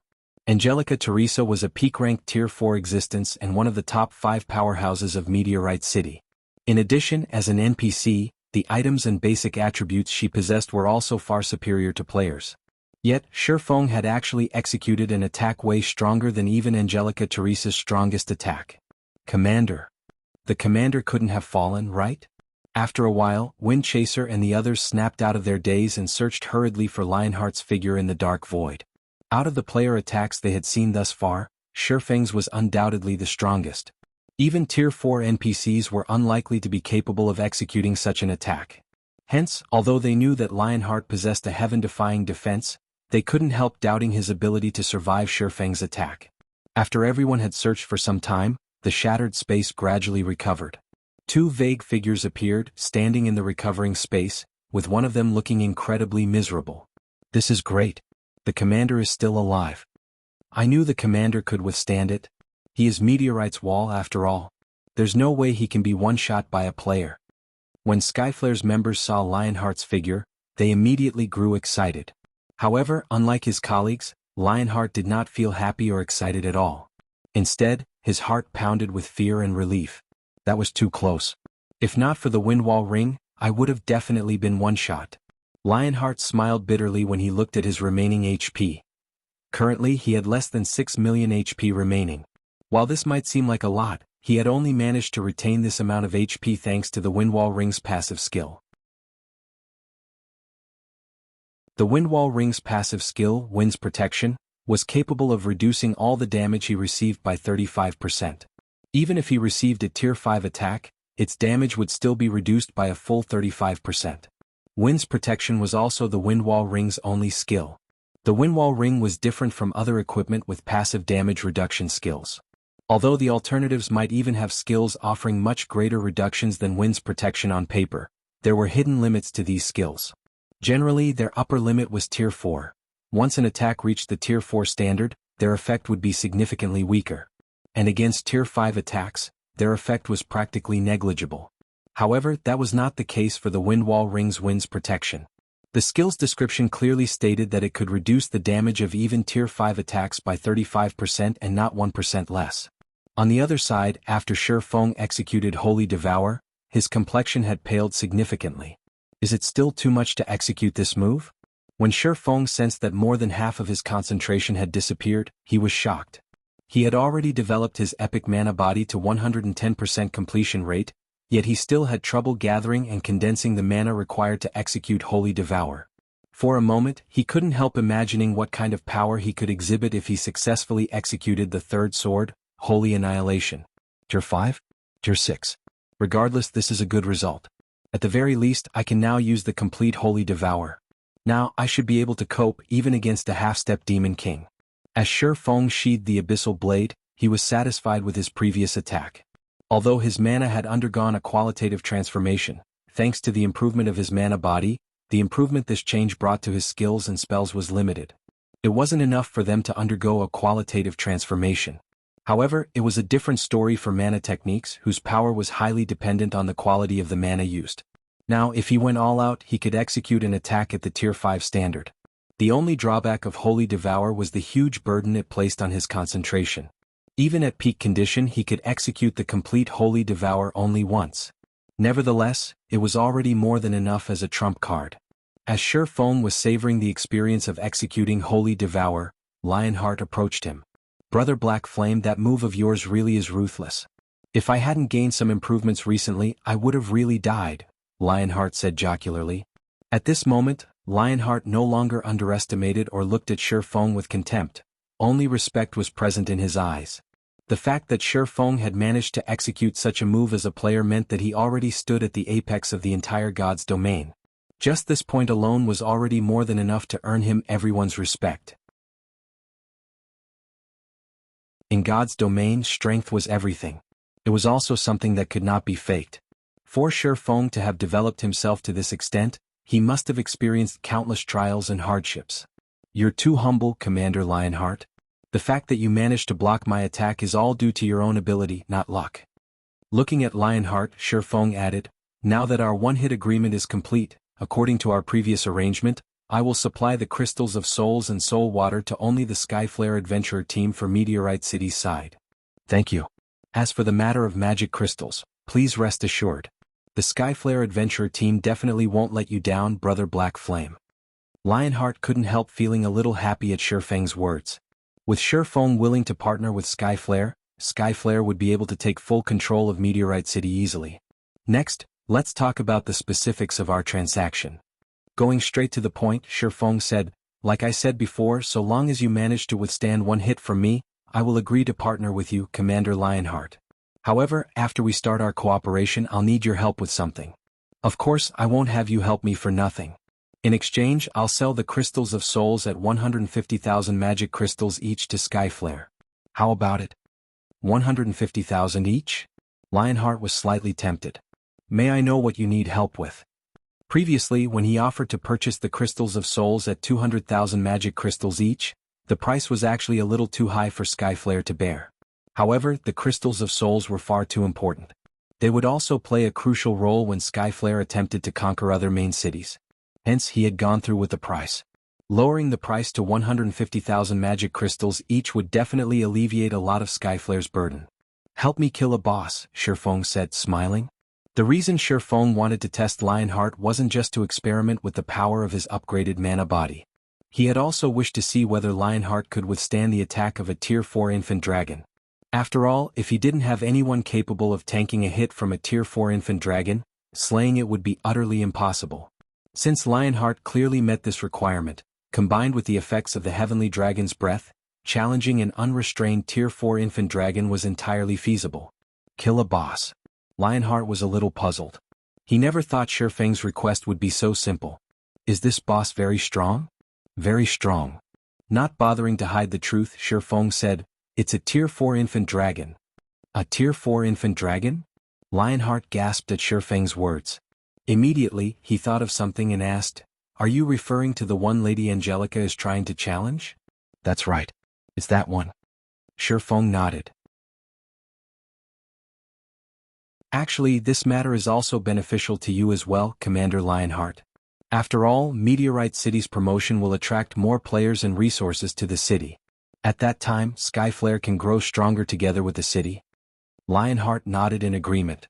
In reality, he too wished for Meteorite City to grow stronger and become an advanced main city. However, the incredibly high difficulty of challenging a Tier 4 infant dragon made him decide to have Skyflare opt out of Angelica Teresa's expedition. After all, Skyflare already had 2 Tier 4 players under its command, and it had yet to stabilize its advantages. If Skyflare eagerly participated in the risky expedition and failed, the adventure team would definitely lose a lot of its advantages. What do you think, Commander Lionheart? Shifeng asked. Previously, he didn't hold much hope for slaying the Tier 4 infant dragon. After all, a Tier 4 infant dragon was comparable to Tier 5 existences. It was much stronger than even a demon prince. Even though he could use the complete Holy Devour now, it wouldn't make any difference since he couldn't use the technique indefinitely. However, the story would change if Lionheart was present. The fact that Lionheart could survive a Tier 5 attack meant that he could defend against a Tier 4 infant dragon's attack. Okay. After thinking for a while, Lionheart gritted his teeth and agreed to Shifeng's condition. However, Brother Black Flame, as Skyflare has just gained some advantages, we cannot afford to invest everything into helping you. We can send only a 100-man team at most. In response to Lionheart's worries, Shifeng simply chuckled and said, that's already more than enough. In fact, it's fine so long as Skyflare can dispatch its 2 Tier 4 players, let alone a 100-man team. May I know when we will begin the operation? Lionheart asked. Raiding a Tier 4 infant dragon was an important matter. Preparing the necessary manpower and supplies would take a lot of time. We're not in a rush right now. I'm afraid it will still take several days before we can set out, Shifeng said, shaking his head. I'll notify you when the time comes, Commander Lionheart. Challenging a Tier 4 infant dragon with just 3 Tier 4 players would be outright suicide. It wouldn't matter even if they had a large number of Tier 3 players supporting them. Fortunately, the ancient god's domain did not require players to search for their legacy lands to challenge their Tier 4 promotion quests. So long as he had Lifeless Thorn and the others challenged their promotion quests and some of them succeeded, he would have a much greater chance of success. Alright. If that's the case, I can make more preparations on my side. Lionheart breathed out a sigh of relief at Shifeng's words. Read latest chapters at Wuxia World. EU afterward, Shifeng signed a partnership contract with Lionheart to the effect that Skyflare would purchase crystals of souls from Shifeng at 150,000 magic crystals per crystal and soul water at 30,000 magic crystals per drop. For the first transaction, Skyflare purchased a total of 20 crystals of souls and 50 drops of soul water, the total expenditure amounting to 4.5 million magic crystals. When it came to magic crystals, Skyflare was wealthier than most superpowers operating in the modern god's domain. When the transaction was completed, Shifeng couldn't help his elation. After all, he now had the 8 million magic crystals required to construct the small mobile fortress. Afterward, all he needed to do was collect 2 million pieces of mana ore and 30,000 mana stones. In addition, he also had a chance to raid the Tier 4 infant dragon. Leaving the Skyflare Hotel, Shifeng looked at the additional 4.5 million magic crystals in his bag and smiled. Now that I have the money, it's about time to have Lifeless Thorn and the others undergo their promotion.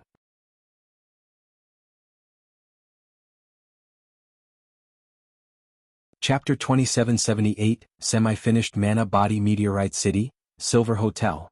After Shifeng received 4.5 million magic crystals from Skyflare, he returned to the Silver Hotel with Yuluo. As for the small auction he initially planned to hold, Lionheart had announced to the public that Skyflare would monopolize all of the products. Hence, the commotion over the auction died down quickly. None of Meteorite City's various powers dared to voice their opinions on Skyflare's monopoly. After all, Skyflare was the sole power in the city with 2 Tier 4 combatants under its command. Previously, the powers with Tier 4 combatants still dared to stand up against Skyflare because Lionheart could not easily kill other Tier 4 combatants by himself. However, now that Skyflare's Windchaser was a Tier 4 assassin, it would be a piece of cake for Skyflare to kill any individual Tier 4 combatant. Hence, even the other 2 of the top 3 player forces in Meteorite City decided to tolerate the situation.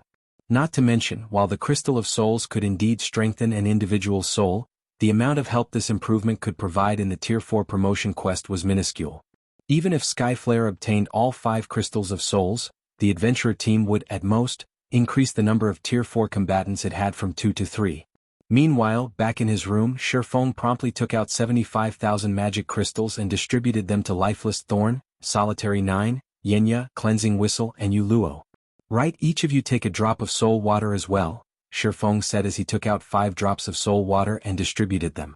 Once you are done collecting the legacy fragments, drink it immediately.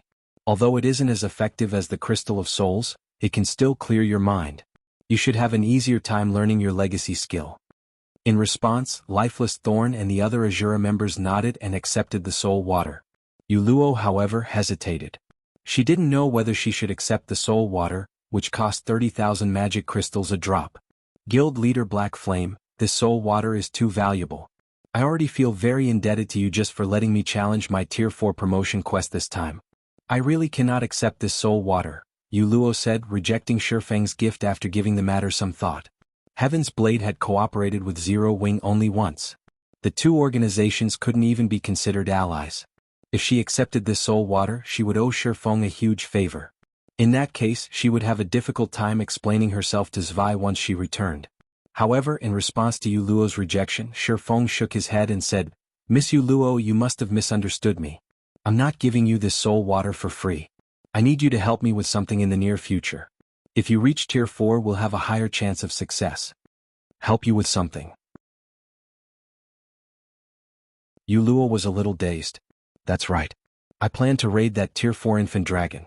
However, Tier 3 players are useless against an infant dragon.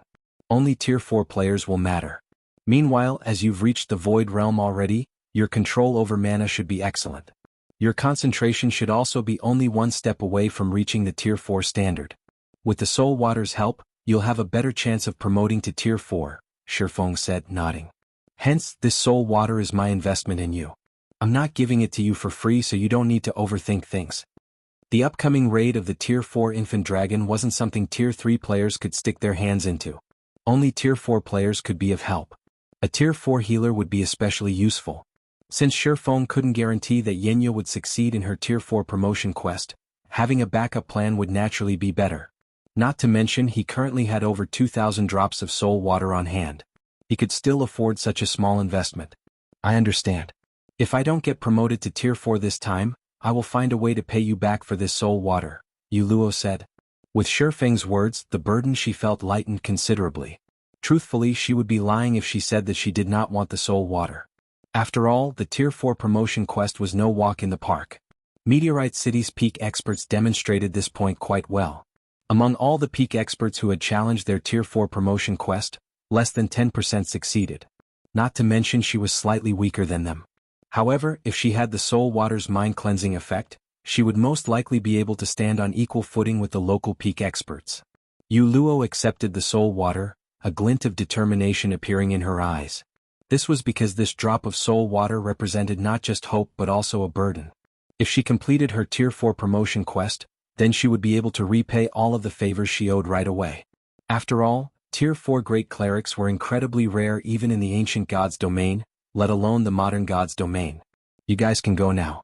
Whether you can get promoted or not will all depend on yourselves now, Shifeng said after Yuluo accepted the soul water. He then instructed the group of 5, remember, act according to your strengths when choosing your respective Tier 4 skills. There is no need to learn the strongest one. Instead, learn the one you're most proficient at. He did not doubt the ability of the 5 people before him to collect the necessary number of legacy fragments. His only worry was their ability to learn a Tier 4 legacy skill within the allotted time. Afterward, under Yuluo's lead, Lifeless Thorn and the others departed for Meteorite City's Tier 4 instructors. Now, only Shifeng remained inside the hotel room. Let's hope a few of them can reach Tier 4. If that's the case, we'll have an easier time dealing with that infant dragon. Looking at the group of 5's departing figures, Shifeng inwardly celebrated the fact that he managed to get through his Tier 4 promotion quest previously. Immediately afterward, he sensed the state of his mana body and smiled. It's about time I grinded for some levels. If I don't get used to this mana body, I might cause the quest to fail. After unlocking his mana body to a 110% completion rate, he had not had an opportunity to get used to it properly. His duel with Lionheart didn't prove anything. After all, mana bodies provided all-around improvements to players. There was no way he could determine all of these improvements just by putting all his strength into one attack. In fact, he couldn't even tell if his overall combat power had improved or not through his duel with Lionheart. This was because the mana body's improvement mainly led to subtle improvements in various aspects. On the surface, it was impossible to tell if his improved mana body had brought any changes to his overall combat power. After all, his basic attributes remained the same as before. Right now, the only obvious improvements were in the density of his mana, his control over mana, his physique, and his 5 senses. During his fight with Lionheart, he had only proven that the improvement of his mana body had positive effects on his mana techniques. Even then, he still wasn't clear how the improvement had triggered such a change. Needless to say, he was even more clueless about the other benefits his improved mana body had to offer. Read latest chapters at Wuxia World. If he wished to fully utilize his new mana body and maximize his combat power, he would need to readapt to his mana body. It was akin to learning a new skill or spell. He would need to put in a lot of time and effort into adapting and training. Only after he could make use of his mana body at an instinctive level could he be considered to have truly adapted to it. At this point, his mana body could only be considered a semi-finished product. Next, he would have to explore his mana body thoroughly. Shifeng drank a drop of soul water, recovering some of the concentration he had expended executing Holy Devour. He then put on his black cloak and silently departed from Meteorite City. After taking a look at the system map, he took to the skies and made his way toward the anti-magic volcano, a level 135 neutral map located a distance from Meteorite City. From start to end, nobody in Meteorite City was aware that he had left the city.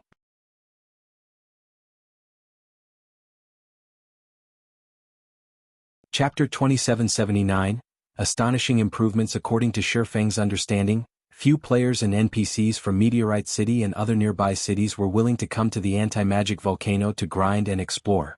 Several factors contributed to this situation. Firstly, the thin mana environment here prevented players and NPCs from exhibiting the power of their skills and spells to their fullest extent. This, in turn, would put players and NPCs at a severe disadvantage against monsters. Secondly, what little mana there was in the anti-magic volcano was incredibly chaotic, which made it nigh impossible to control. Hence, doing combat here would not allow one to improve their control over mana. Thirdly, and most importantly, the monsters inhabiting the anti-magic volcano consisted solely of fire-type elemental creatures and beasts.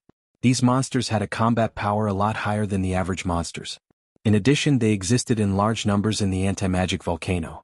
Even a 1,000-man team of Tier 3 players would have difficulty staying alive in this map, let alone grinding for EXP. However, unlike other players, Shifeng considered this neutral map the perfect leveling spot for him. This place really is amazing. There are actually so many great lords and grand lords here.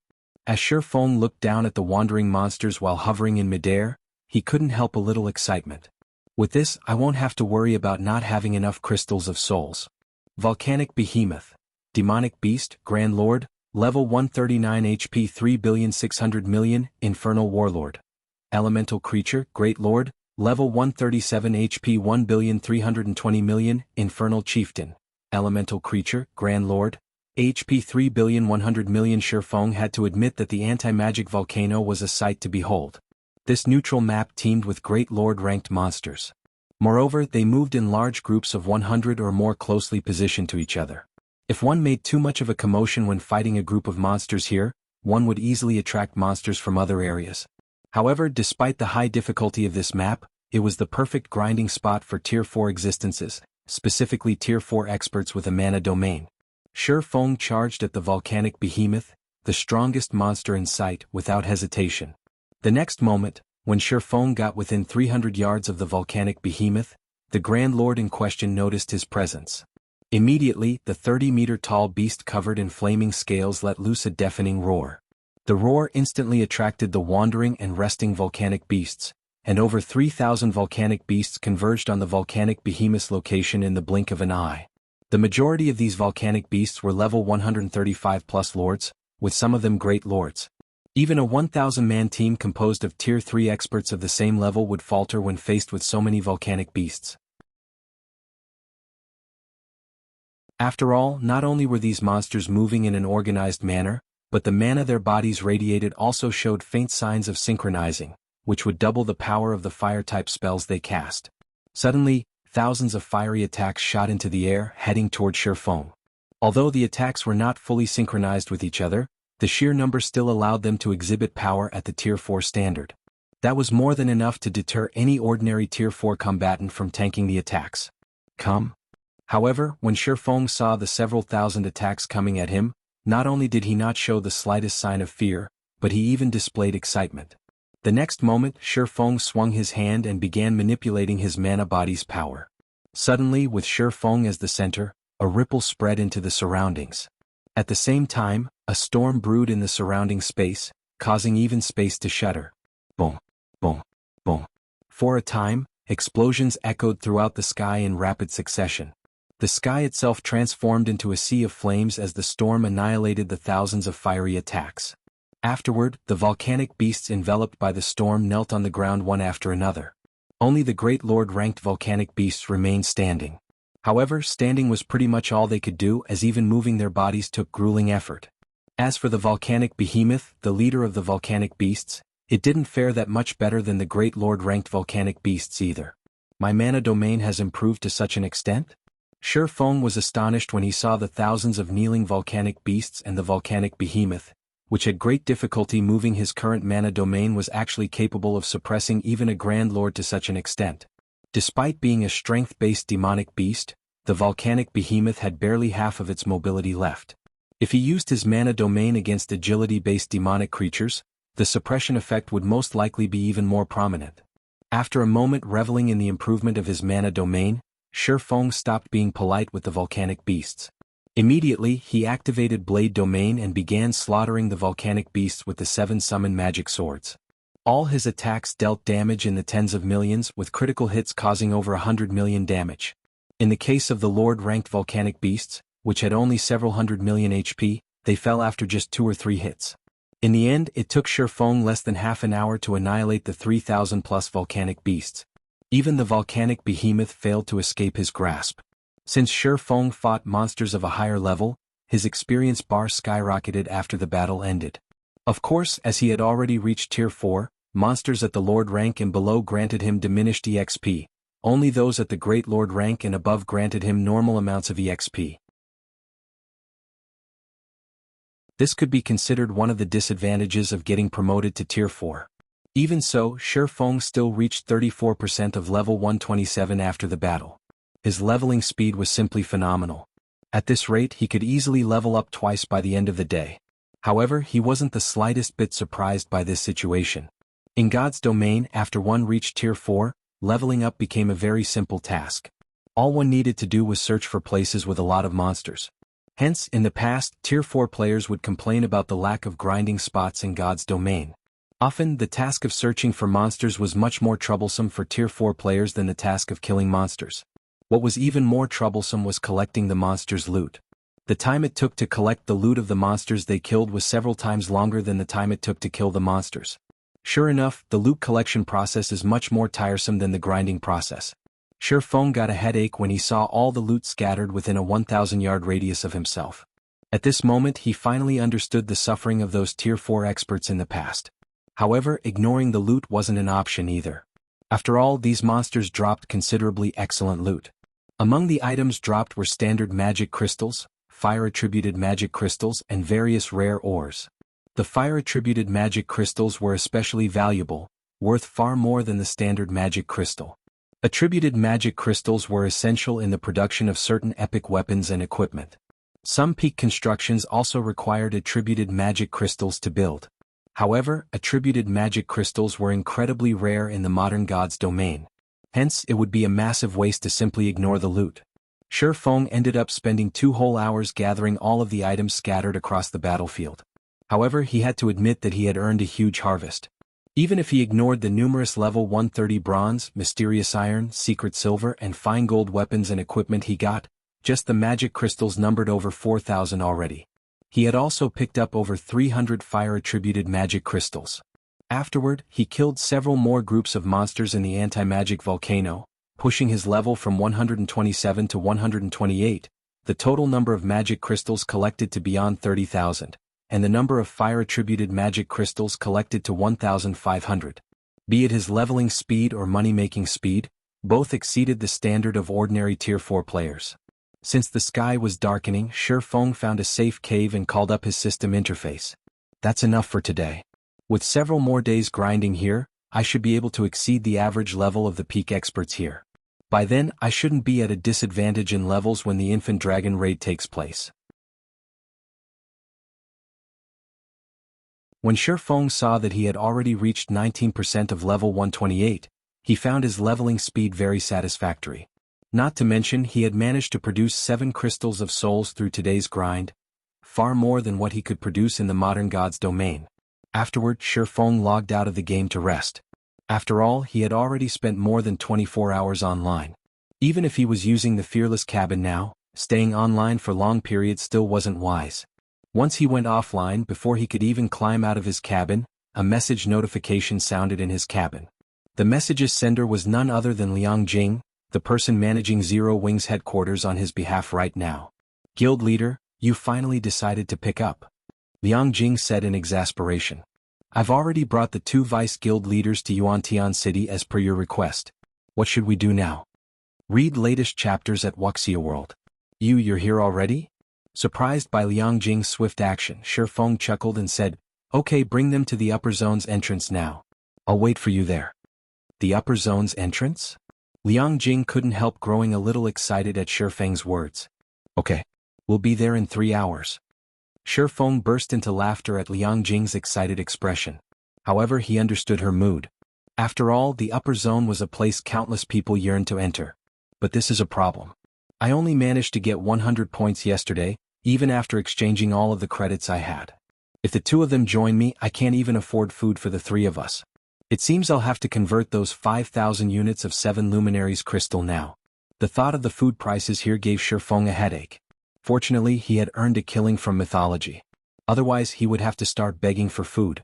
Shifeng tidied himself up and hurried to the Green God Tower.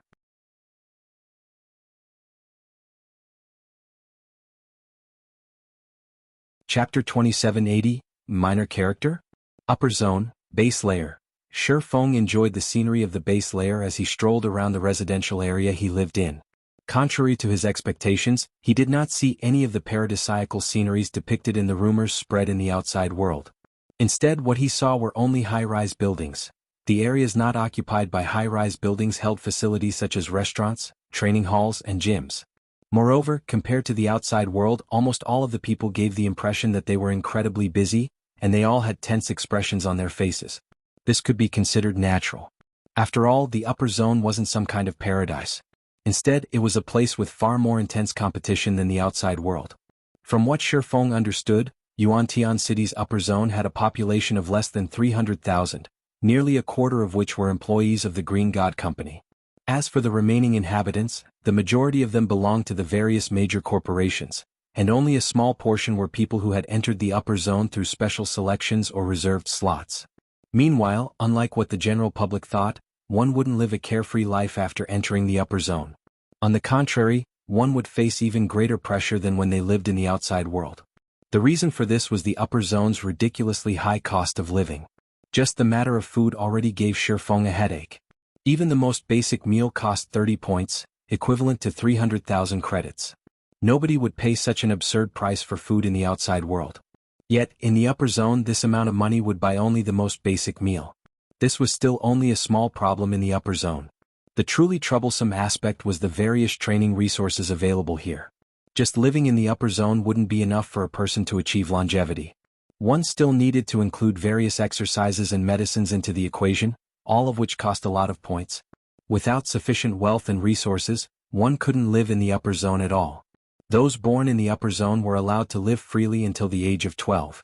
Afterward, they had to undergo a series of tests until they reached 15. If they failed the tests, they would be banished from the upper zone. Moreover, passing the Green God Company's basic assessment would only qualify one to work at the lowest level of the Green God Company. Only if one conquered the mental path before the age of 20 or made a great contribution to the Green God Company would one gain authority and be considered an ordinary person in the upper zone. If one wished to live longer and better in the upper zone, and perhaps even gain influence and become someone respected by the major corporations, one would have to head to the middle layer. Otherwise, one would only be an ant living in the base layer. After all, the base layer's average lifespan might be 150 years, but that didn't mean every individual would live up to 150 years old. Moreover, there was also the matter of retaining one's youth and physical vitality. For residents living in the base layer, even if they could live a fulfilling life and constantly supplement themselves with the various resources available in the base layer, they could retain their youth until the age of 50 at most. Afterward, their physical fitness would decline. By the time they reached 100 years old, they would have entered old age. However, in the case of people living in the middle layer, they would still retain their youthful vitality even at the age of 80. Appearance-wise, they would look like they were just entering their 30s. In other words, the middle layer's residents got to retain their youth for nearly twice as long as the base layer's residents. And even at the age of 120, they would only be middle-aged and look like they were just entering their 40s. Who wouldn't go crazy at such a temptation? After strolling about for a while, Shifeng rode one of the upper zone's free levitating smart cars and arrived at the Green God Tower roughly 20 minutes later. At the end of the journey, he had to admit that the upper zone was truly amazing. The various transportation facilities here were completely free, and the cars were even equipped with fully intelligent navigation systems. He could travel anywhere he wished with just a word. Shifeng made his way to the Green God Tower's 7th floor, which was where all resource exchanges took place in the base layer. Everyone seeking to convert credits into trade points, exchange rare resources for trade points and contribution points, or exchange points for the various medicines the Green God Company offered would come here. Upon arriving on the 7th floor, he found that the hall, which was the size of 8 basketball courts, was crowded with thousands of people. Compared to the registration room he visited previously, this place was many times livelier. Most of the gathered people were wealthy children seeking to exchange for trade points using credits. As to why they were doing so, the reason was simple. Most, if not all, of the major corporations operating in the upper zone had existed for over a century already. After operating for such a long time, the shareholder families running these corporations had grown significantly in size. At this point, with how large the shareholder families' population had become, these families would be fortunate to put their children into the upper zone. In addition, the resources the Green God Company sought were all incredibly rare and valuable. For the sake of their own future in the upper zone, the various corporations wouldn't let the children of their shareholder families casually exchange resources for points at all. Hence, aside from the designated heir or heiress of their respective families, the other children who had entered the upper zone would have to rely on themselves to secure resources in the upper zone. However, as most of these children were not particularly talented, they naturally didn't have the means to get the necessary resources or achievements to earn themselves a lot of trade points and contribution points. They could only visit the exchange center every day to exchange for trade points using credits. As a result, despite the Green God Tower's exchange center being open 24/7, there would almost always be people lining up before the credit area's exchange counters. If news of such a scene were to reach the outside world, jaws would definitely drop. After all, every one of the wealthy children lining up in the exchange center was a prince or princess of a major corporation. Normally, they would have numerous people at their beck and call. Yet, in the exchange center they had no choice but to behave like normal people and stand in line themselves. And even more surprisingly, none of these wealthy children in the queue was making a fuss. Unlike the credit area, there was only one exchange counter in the contribution area. Usually, almost nobody stood before this exchange counter, and anybody wishing to use its services could do so without having to wait. However, when Shifeng approached the contribution area, 2 people were already standing before the exchange counter there. Moreover, he actually recognized both of them. One of them was none other than Han Yifeng, the heir of the 5 States Corporation. Out of all the corporation heirs Shifeng had met before, Han Yifeng had the most exaggerated physical fitness. Han Yifeng also did not behave like the typical princeling of a major corporation. The person standing behind Han Yifeng was the butler Zhuolinqiu. "Young master, now that we've completed the Green God Company's assignment, I believe your total contribution points will reach 60,000 once the evaluation is complete and enter the top 10 rankings. If we factor in the corporation's decision to support you fully this time, I'm certain you'll be able to enter the top 3 in the contribution competition this time," Zhuolinqiu said excitedly. The contribution competition was held once every 3 months. The top 3 of the competition would gain the right to stay in the middle layer. Although the duration of the stay was only 3 short months, this was also one of the few ways the various corporations could gain access to the middle layer. Meanwhile, so long as Han Yifeng entered the middle layer, he could acquire resources that were far superior to what was available in the base layer. At that time, his status in the upper zone would immediately skyrocket. However, Han Yifeng remained indifferent to Zhuolinqiu's words. Shaking his head, he said, "While I am confident of getting into the top 5, my chances of getting into the top 3 are still slim. The people currently ranked among the top 3 have held those positions for the past 2 years. According to rumors, those 3 people are close to gaining high-grade authority. They will definitely do everything they can to retain their positions, so it won't be easy to surpass them in contributions. In fact, despite not having put in any real effort, they have already accumulated over 100,000 contribution points. If we show signs of trying to compete for the top 3, it wouldn't be strange if their points suddenly doubled or tripled." At Han Yifeng's words, Zhuolinqiu fell silent, acknowledging that the top 3 rankers were indeed a cut above everyone else. After all, those 3 people had already monopolized the top 3 positions of the contribution competition for the past 2 years. Trying to surpass them in contributions definitely wouldn't be an easy task. While Han Yifeng and Zhuolinqiu were conversing, the staff member manning the exchange counter finished calculating Han Yifeng's contribution. "Sir, after including the assignment you completed this time, you now have 62,425 contribution points accumulated. You are currently ranked 7th in the contribution competition." 7th? Han Yifeng did not feel particularly happy to hear that he was ranked 7th in the competition, taking the result in stride. After giving the staff member a nod, he promptly turned around to leave. The instant Han Yifeng and Zhuo Linqiu turned around, they noticed Shi Feng making his way to the counter. Why is he here? Zhuo Linqiu rubbed his eyes in doubt when he saw Shi Feng, who was dressed in white casuals. The upper zone was a place that countless people sought to enter but couldn't. The guild leaders of many superpowers didn't have the qualifications to enter the upper zone even now. Yet, Shi Feng, who was merely the guild leader of a pseudo-superpower, had actually entered it. This was simply incredible. At this time, let alone Zhuo Linqiu, even Han Yifeng revealed a rare look of surprise on his face. When Han Yifeng last met Shi Feng in Fenglin City's Redstone restaurant, the latter was merely an insignificant minor character in his eyes. After all, Shi Feng and his subordinates simply weren't capable of reaching the playing field Han Yifeng fought on. At best, he could only use Zero Wing as a pawn to hinder his opponents. Even when Zero Wing developed rapidly and became enemies with many superpowers, he still thought nothing of the guild. After all, what the various major corporations were truly competing for wasn't God's domain, but the upper zone's resources. Yet now, a minor character like Shi Feng had actually set foot into the upper zone. This situation was as unbelievable as a fairy tale. Did the Boulder Corporation give him a reserved slot? Han Yifeng muttered in speculation. That should be the case. Otherwise, there's no way someone like him with no background can enter the upper zone, Zhuo Linqiu said, nodding in agreement. In the recent struggle for the reserve seats of God's domain's 12 great guilds, Frost Heaven had surpassed everyone's expectations and secured itself a seat, instantly becoming a true titan in God's domain. The biggest contributor to Frost Heaven's victory was undoubtedly Zero Wing. Hence, it wouldn't be strange for Frost Heaven to grant Zero Wing a few of the upper zone's reserved slots in gratitude. After thinking up to this point, Han Yifeng and Zhuo Linqiu calmed down. Meanwhile, as Shi Feng walked over, he merely glanced at Han Yifeng and Zhuo Linqiu before continuing on his way. He did not take the initiative to say hello. After all, he wasn't exactly familiar with the two. He was also in a hurry right now. Read latest chapters at Wuxia World. Zhuo Linqiu's expression turned ugly at Shi Feng's response. He never imagined that Shi Feng would actually show so little respect to Han Yifeng. The man didn't even bother saying hello and merely walked away like a stranger. Shi Feng simply didn't place the Five States Corporation in his eyes.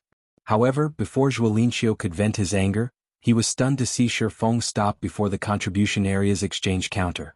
What is he trying to do? Han Yifeng was confused when he saw Shi Feng conversing with the staff member at the counter. That's the exchange counter for the contribution area. Did he come here to exchange for trade points because there was no line here? Sure enough, he is a minor character. He only knows how to head to places where he can gain advantages. He thinks he can save time by coming here, yet he is wholly ignorant of the rules. Zhuo Linqiu sneered as he looked at Shi Feng, who was still conversing with the staff in contempt. However, no sooner had Zhuo Linqiu finished speaking than the nearby staff member suddenly exclaimed in a loud and excited tone, "Congratulations, Mr. Shi. You have gained a total of 50,000 contribution points and 5 million trade points this time. You are currently ranked 10th in the contribution competition." You're tuning in to the Han Li's Wuxia Adventures YouTube channel. We're so grateful for your support, and don't forget to subscribe to join us on this incredible journey through captivating stories. Your generosity through donations truly makes a world of difference, as it's the primary source of revenue that allows me to expand and enhance this channel for you. Thank you from the bottom of my heart for being a part of this adventure.